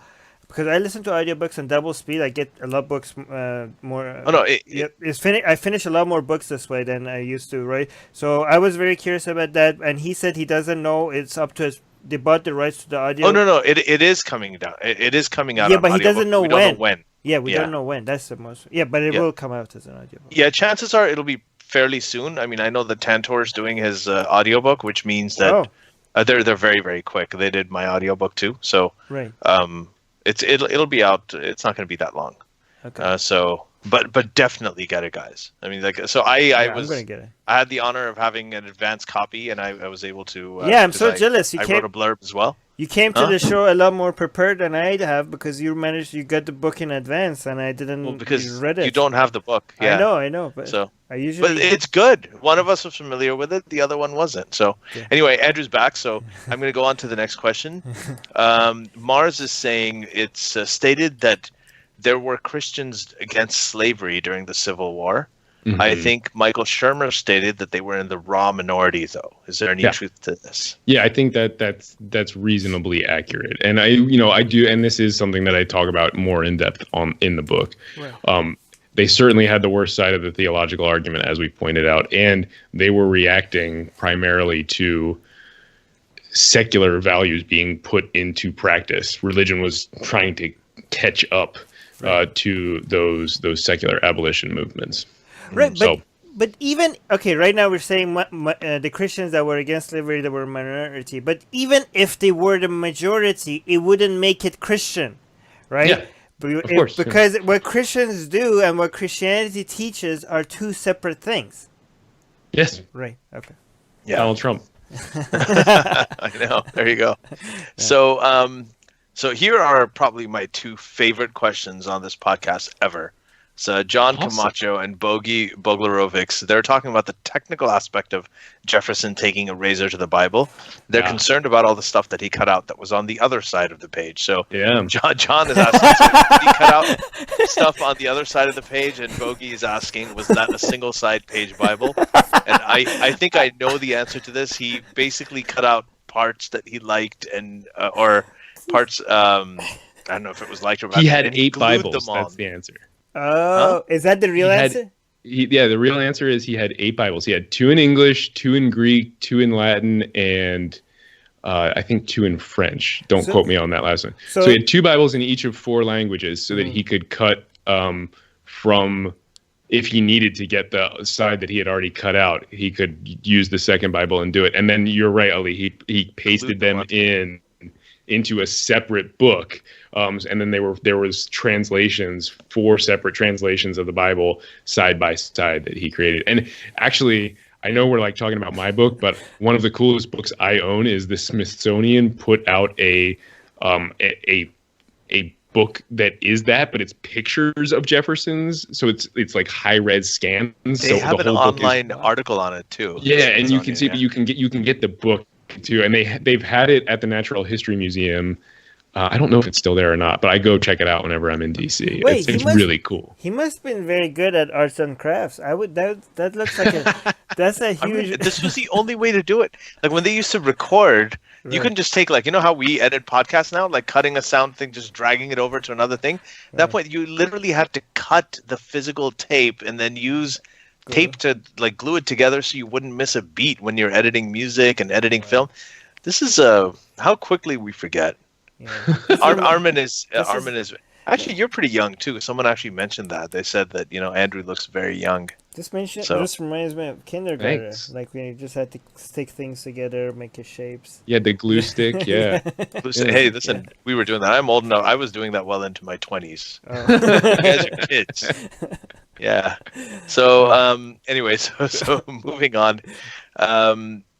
We already asked about the 1 to 10, the 0 to 10, how Christians in the U.S. But by everything is asking the religious nuns. B-I, not B-U-Y. Yeah, B-I. Okay. B-I. Okay. So they're asking, the religious nuns are shooting up in numbers, right? So what is the latest on this? The religious nuns, again, the NONES, the people who are not religiously affiliated in the United States. Do you know off the top of your head what numbers? Yeah, so the latest data shows that we just crested 23%, which actually put us in front of evangelicals as a group and in front of Catholics as a group. So we are now officially the largest religious group in the country, even though we're the non-religious. But I think this giving us false hope because we're not very organized, right? Like we don't do much about it. We're just like, we look at the numbers. Are the numbers. Yeah, but the numbers are the numbers, and we're just looking at it grow, and like we're just happy that there's so many of us now. But we're not active. Like they're not. I think there is a massive push to change that, and I wrote about that after the 2018 election, and how we're starting to see a more solid political nugget that the rest of the nuns can congeal around. But I will tell you, like, being a lawyer who practices this, that we are going to win this fight with demographics, especially as we were talking about with the way the courts are going. And that is where our focus kind of really needs to be.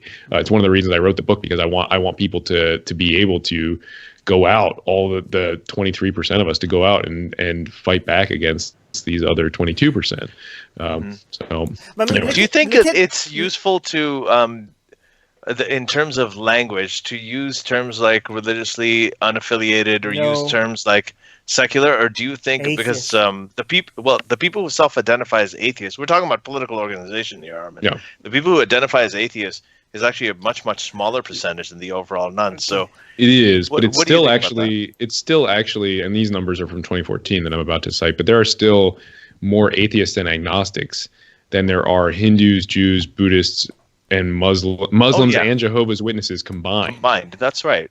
But we're talking about being the largest demographic, right? Religious demographic. Yeah. So in that sense, sure, I'm not saying that, totally axe the atheist movement or anything, but for the purposes of broadening, is it worth it to have a sort of a connected movement that is more? I think all those different movements should happen. Armin, I don't think you're wrong trying to push people into using the term atheism, especially. And there's actually even good data to back that up. I don't know if you read the study out of the University of Kentucky from, I want to say maybe 2017 or 16, where they, instead of asking people how they self-identified, they asked them questions and then assigned them an identification. And if you do that, it looks closer to 26% of the country are actually atheists. Right. Yeah, but that's a problem. Like like there are a lot of people. If you ask the majority of people, if you ask them, do you believe in all the tenets of feminism? Do you believe in equal opportunity? Do you believe in equal rights? Do you believe in equal economic, political, social opportunity? All that. They will say yes. So they are all feminists. But then if you ask them, are you a feminist? The majority of them nowadays will say no. So when you actually go out and have a political campaign where you want to resonate with the masses, then do you use the language that they prefer and that is more likely to get them involved? Or do you use the language that you are trying to normalize, which is, I completely agree that we should. I agree with Armin on this, but it's just a question as to whether, there should be, we can do both. Yeah. I think that is the answer. I think you need people doing both. Obviously, you can't really do both in one campaign. I guess. You could try, but that would probably come off. No, not in one campaign. Of course, you can do both, but we're trying to steal people from that campaign and bring them into our campaign. But I think you do need people doing both. I think you need people bring. But there's already a lot of people doing that, and not enough people doing what we are doing, and so we need more people to switch to our side. And I just have to mention that it's not about numbers, and it's not about what's hated. I mean, look at the Jewish community in Europe and in Asia. Right before World War I and throughout World War I and World War II, they were one of the most hated groups in Europe, right, and the Middle East. And they did not have the numbers. They did not have. They had much less percentage than we ever had, and they were hated. Okay, and they got a country. Okay, like that's how they got together. They become active. They looked after each other. They did not just become. Armin, they did not just fight back. Millions of them were killed. Before that, the Zionist movement was before Israel. I know, but what I'm talking about is there's a short term Right. campaign and there's a long-term campaign. Sorry, this is the last thing I'll say about this. I don't want to get too into this, but the short-term campaign, considering the urgency of what you're saying with the wall of separation being at risk, like the short-term campaign would be something that is just about the religiously unaffiliated, where everybody who can relate to that, even people who are opposed to organized religion, but can sympathize with the secularism, can come into it. And then you have a long-term campaign that really is about normalizing atheism, and that's fine. But I just feel like it's a much more acute thing, and for that, messaging is very important. That's my take on it. But anyway, right. I'm just saying that other people have done much more than we have with less numbers, so we have no excuses. But but I think one of the things that we really need to do, and I know a lot of the secular groups are working on this, is on the voting side of things. Yes, that's really where it needs. That's really where it needs to happen. That's where the power is. So yeah, like the online people that are the loudest, the millennials who are sort of like more leftist, they don't come out and vote. The older Democrats, like the Biden people and minority Democrats, Black and Hispanic Democrats, are not on Twitter. Yeah. They're the ones who turn up to vote. They show up to vote. Yeah, that's the only voice you really have. You got to use it. Yep. So, okay. So next question, again from Bogey, and this is something that I'm curious about too. When will Roe v. Wade be overturned? Late this year or a little bit later? It'll be chipped away at for the next 2, 3, 4 years, and it'll probably be overturned to about 4 years away. Are you sure? Yeah, I thought it would be sooner because. I mean, it could be. There's nothing stopping it. So I happen to. Jeffrey Stone is a professor at the University of Chicago who wrote a book called Sex and the Constitution. And Liz Cavell, another attorney at FFRF, and myself interviewed Professor Stone for Free Thought Matters, the FFRF TV show.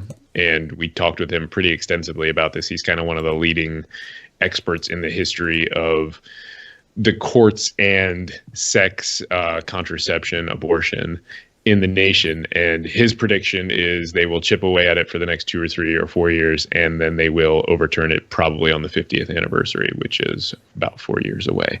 Yeah. And I'm just stealing that as my prediction because he really knows what he's talking about, and it made me sound smart. So yeah, I just think the reason that people are saying this, by the way, is that there are 5 conservative, like hardcore conservative Supreme Court justices right now. So all you need is a challenge. You need some kind of challenge to go to the Supreme Court. But there's no way. It does go back to a little bit of what I was talking about before, where there's this theory, conventional wisdom, that the Supreme Court is going to try not to do anything too crazy because they really lost a lot of their moral authority. And if they go too far off the deep end, the theory is that Chief Justice Roberts is not going to let them do too much. But honestly, I don't think there's really any data to back that up, with the exception of the one data point on the Obamacare decision that he made saying that it was a tax, which was a reasonable decision. Mars asked just a relevant question to what you were just saying at the end. You might want to skip to that right now. Mars, a relevant, where he said where he says unrelated topic. No, there's not relevant to this. There's a conservative majority on the court, but it's Chief Justice Roberts, a moderate, like he's saying. Yeah, so I mean, not a moderate. Yeah, no, he's not a moderate at all. And if you look at his history of decisions, there's nothing moderate in there, with the exception of the Obamacare decision that he joined. And everybody thinks of that, and it kind of shifted this view. And I think a lot of people want him to be this moderate that he is not. And the real question is, does he care about the court more as an institution? Because he's the Chief Justice, and I don't think he does, and I don't think we have no reason to think that. I disagree with that a little bit. I think that I don't think we've seen any evidence that he's a moderate by any means, but it does seem like, and it seems he said this in interviews, and he said this behind the scenes. I know Jeffrey Toobin's reported on it as well. Yeah. That he is very concerned about the legacy of the court. He does not like the idea that the court is considered that there's conservative justice and liberal justices.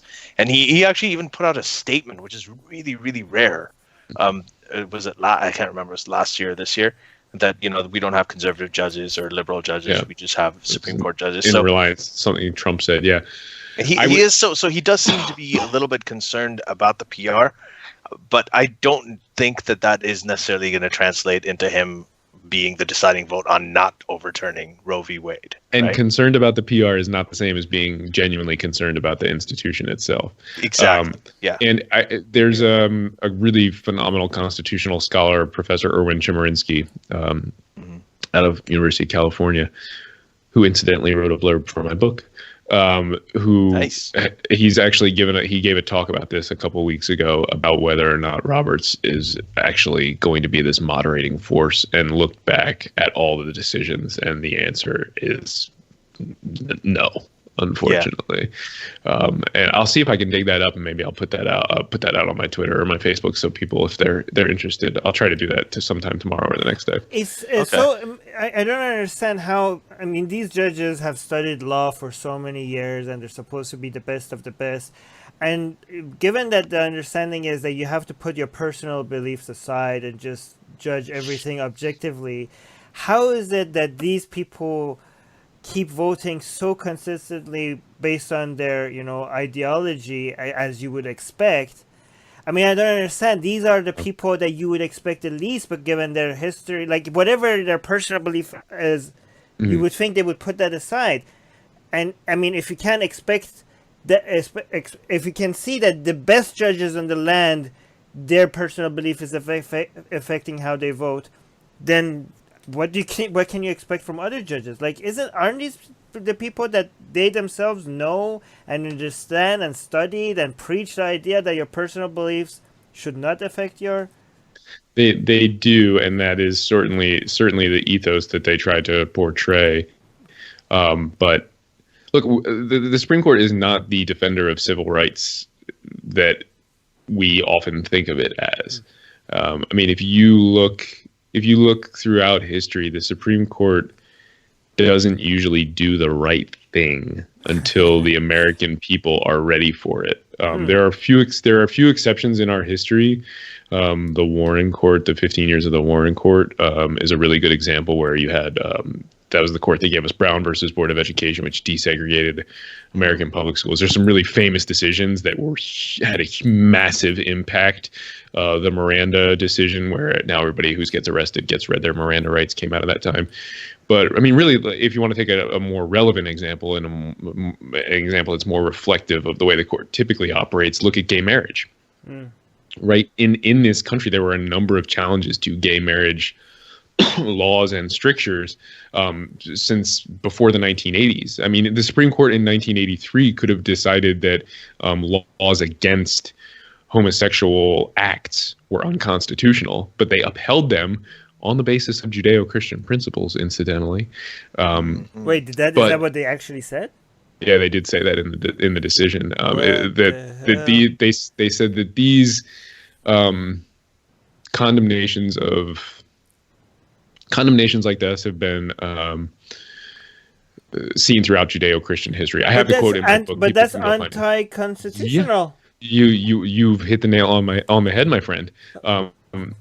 Anyway, I know more. I'm not. You know more, yeah. Let's put you on the court.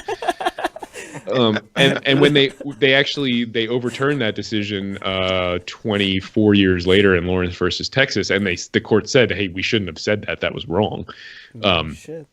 But when it comes to gay marriage, they waited for the majority of the American public to be in favor of it before the court decided that it was a constitutional right. And that's often the way it happens. They are not usually the driver of social change. They're rubber stamping it. Facilitators, yeah. They're rubber stamping it after it's already done. But that means every other judge is also like, these are the best judges, aren't they? Like they had a huge career. I mean, no, they're the selected ones. I know, but they have, even before they got in the Supreme Court, they must have had like something, a good career to be able to get in the position. Yeah, I mean, but that's not the same as the best.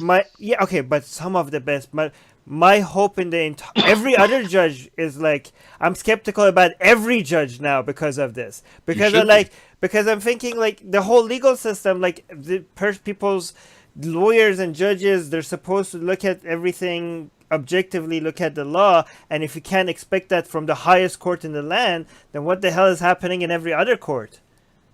That's a wonderful question. The answer is more of the same. Look, I'll tell you right now. I mean, practicing this kind of law for a living, I can tell you that right now, I've never seen it like this before. I mean, the Christian nationalists, they are emboldened in a way that we have never seen anything like this. They're emboldened and they're entitled. They know that they are going to win if they can just get the case to the Supreme Court, and they are desperate to do it. And we've never seen anything like this in the 10 years I've been practicing this. And we talked to other attorneys at the ACLU, AU.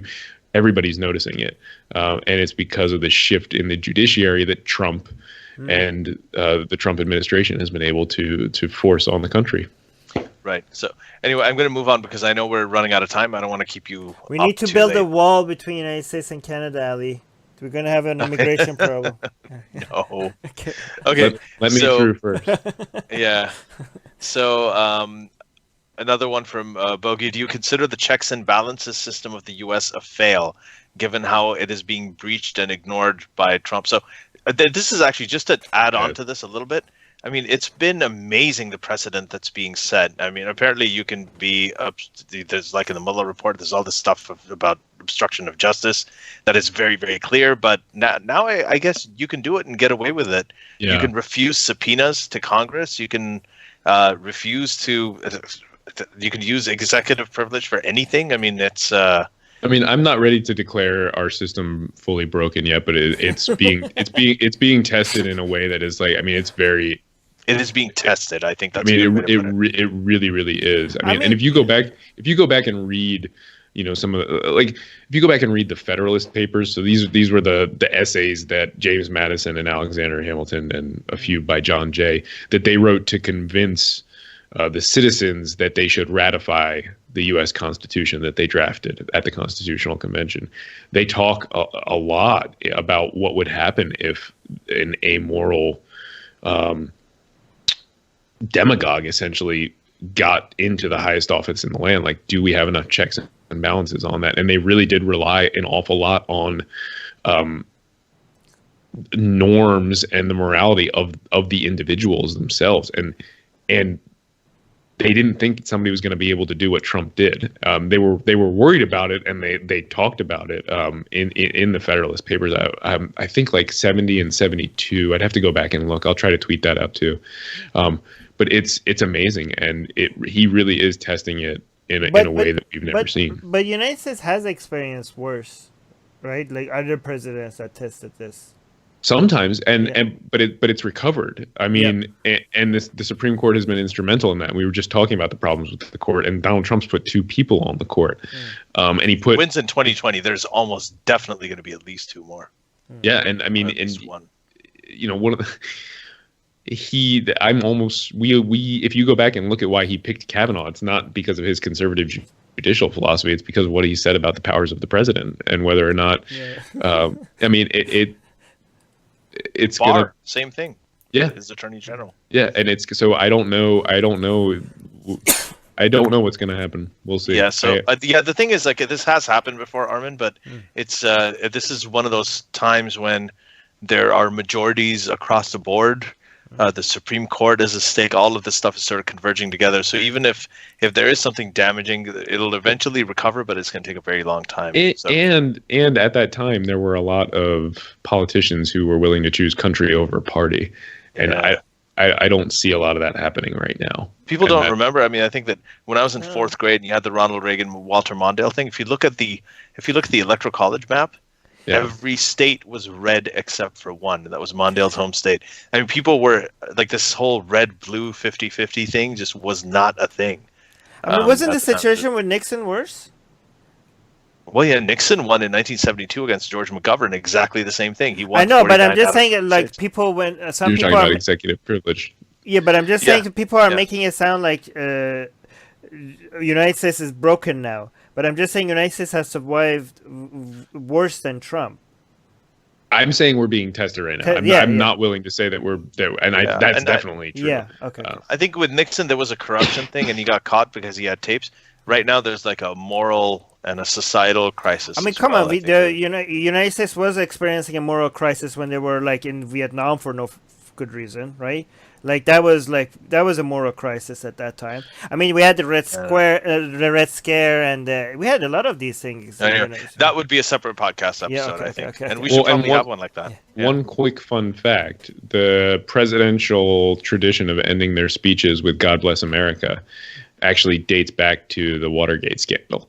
Nixon delivered his first address on the Watergate scandal from the Oval Office. He was the first president in that very address to end his speech with "God bless America," and I talk about that quite a bit in the book. So yeah, you did. I saw that. Anyway, I would like to. This is one of the downsides of democracy. It's the least imperfect system that we have, but this is what happens when it goes to shit. And George Carlin said that he quote, people are fucking stupid. Look at the average person and see how stupid they are, and then think about the fact that 50% of people are even dumber than that. Very condescending and elitist, I know, but I just had to throw it out there. That's not Andrew saying this, that's me. Yeah. But secretly, I hope. George Carlin. Yeah, it's George Carlin. Who could disagree with George Carlin? Yeah. Okay, next question. Mars is asking, please only ask if there's time. Do we have time? Are you good with taking one more, I guess? What time is it? Yeah, I'll do one more. Yeah, that's all right. Cool. Yeah. So he's saying, considering how the midterms went, how much of a chance is there to unseat Trump in 2020? He said, "I was certain Trump would win." Certain he would win in 2020, or certain he would win in 2016? Well, I think he means 2020. Okay. I think there's definitely a good chance to unseat him. I think a lot. I genuinely do think a lot of it depends on us being able to diffuse the Christian nationalist rhetoric that he deploys so adeptly now. I mean, and that's one of the reasons that I was so eager to get this book out before this election really, really got moving. I think it's critical to be able. Look, their argument is that to be an American, you have to be a Christian, but patriotism has no religion. The Christian nationalist seeks to change that, and at its core, this really is a fight about what it means to be an American. And I don't think it's a fight that we can afford to lose. And that's the fight that they are having. And if we don't engage, on it, we're definitely going to lose. So to me, that's the kind of central question about whether or not Trump's going to win. It's, are we going to engage on these issues and be able to fight them on those terms, or are we going to cede to them what it means to be an American? Yeah. Well said. And I think that's a great way to end this. And thank you for this. I mean, the time just whizzed past again. Yeah, so, I didn't actually believe it when I just looked down at my no, it feels like we took advantage of it. But this is is just congratulations on having this book come out. I hope that I expect to see you pretty much on everywhere. I hope you you do a lot of interviews and it's covered very, very widely.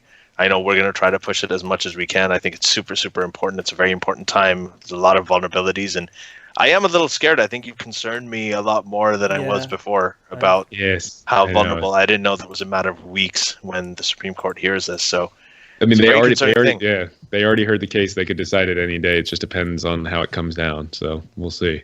Right. So it is. I had an advanced copy. I had the privilege to be able to read this amazing book. I blurbed it, and I've been, I couldn't praise it enough. And I'll just stop now before you get too embarrassed. I know you being white, you turn red a lot easier than I do. So I'm gonna. By the way, great questions today in the live chat. Thank you so much for sending us great questions. Sorry if we missed any, but we covered most of them, right? Yes. Yeah, and if anybody missed any, I tried to be pretty available on Facebook and Twitter, so feel free to reach out, and I'll happily answer whatever you didn't get to ask. I'm happy to do that. Do you mind telling your Twitter handle for anybody listening right now? Yeah, it's Andrew L. Seidel, Seidel, all one word, no spaces or hyphens or anything like that. And that's also Facebook, Instagram, all those fun things. So I'm mispronouncing your name when I say Seidel, right? Yeah, but I don't even notice. I literally don't notice. Yeah. I mean, it's technically Seidel, but I honestly don't notice at all. Yeah. So. Okay, so thank you, Andrew Seidel, for your time, and thank you for the conversation. Thank you, all of the patrons, Alex Avaz, Michael, Buy Everything, Bogey. That was lots of really great questions from you. Thank you very much. and Mohammed Syed. Who else is there? John Camacho. Mike. Mars, Mike as is gonna usual, be a long RPG game gamer. plus, right? Yeah, whatever. Anyway. Well, So, yeah, thanks everybody. The secular jihadists have been made possible thanks to the Illuminati and the covert support of Israel and the CIA. That's what we have been told, but we haven't received our checks yet. If you like what we do, please support us.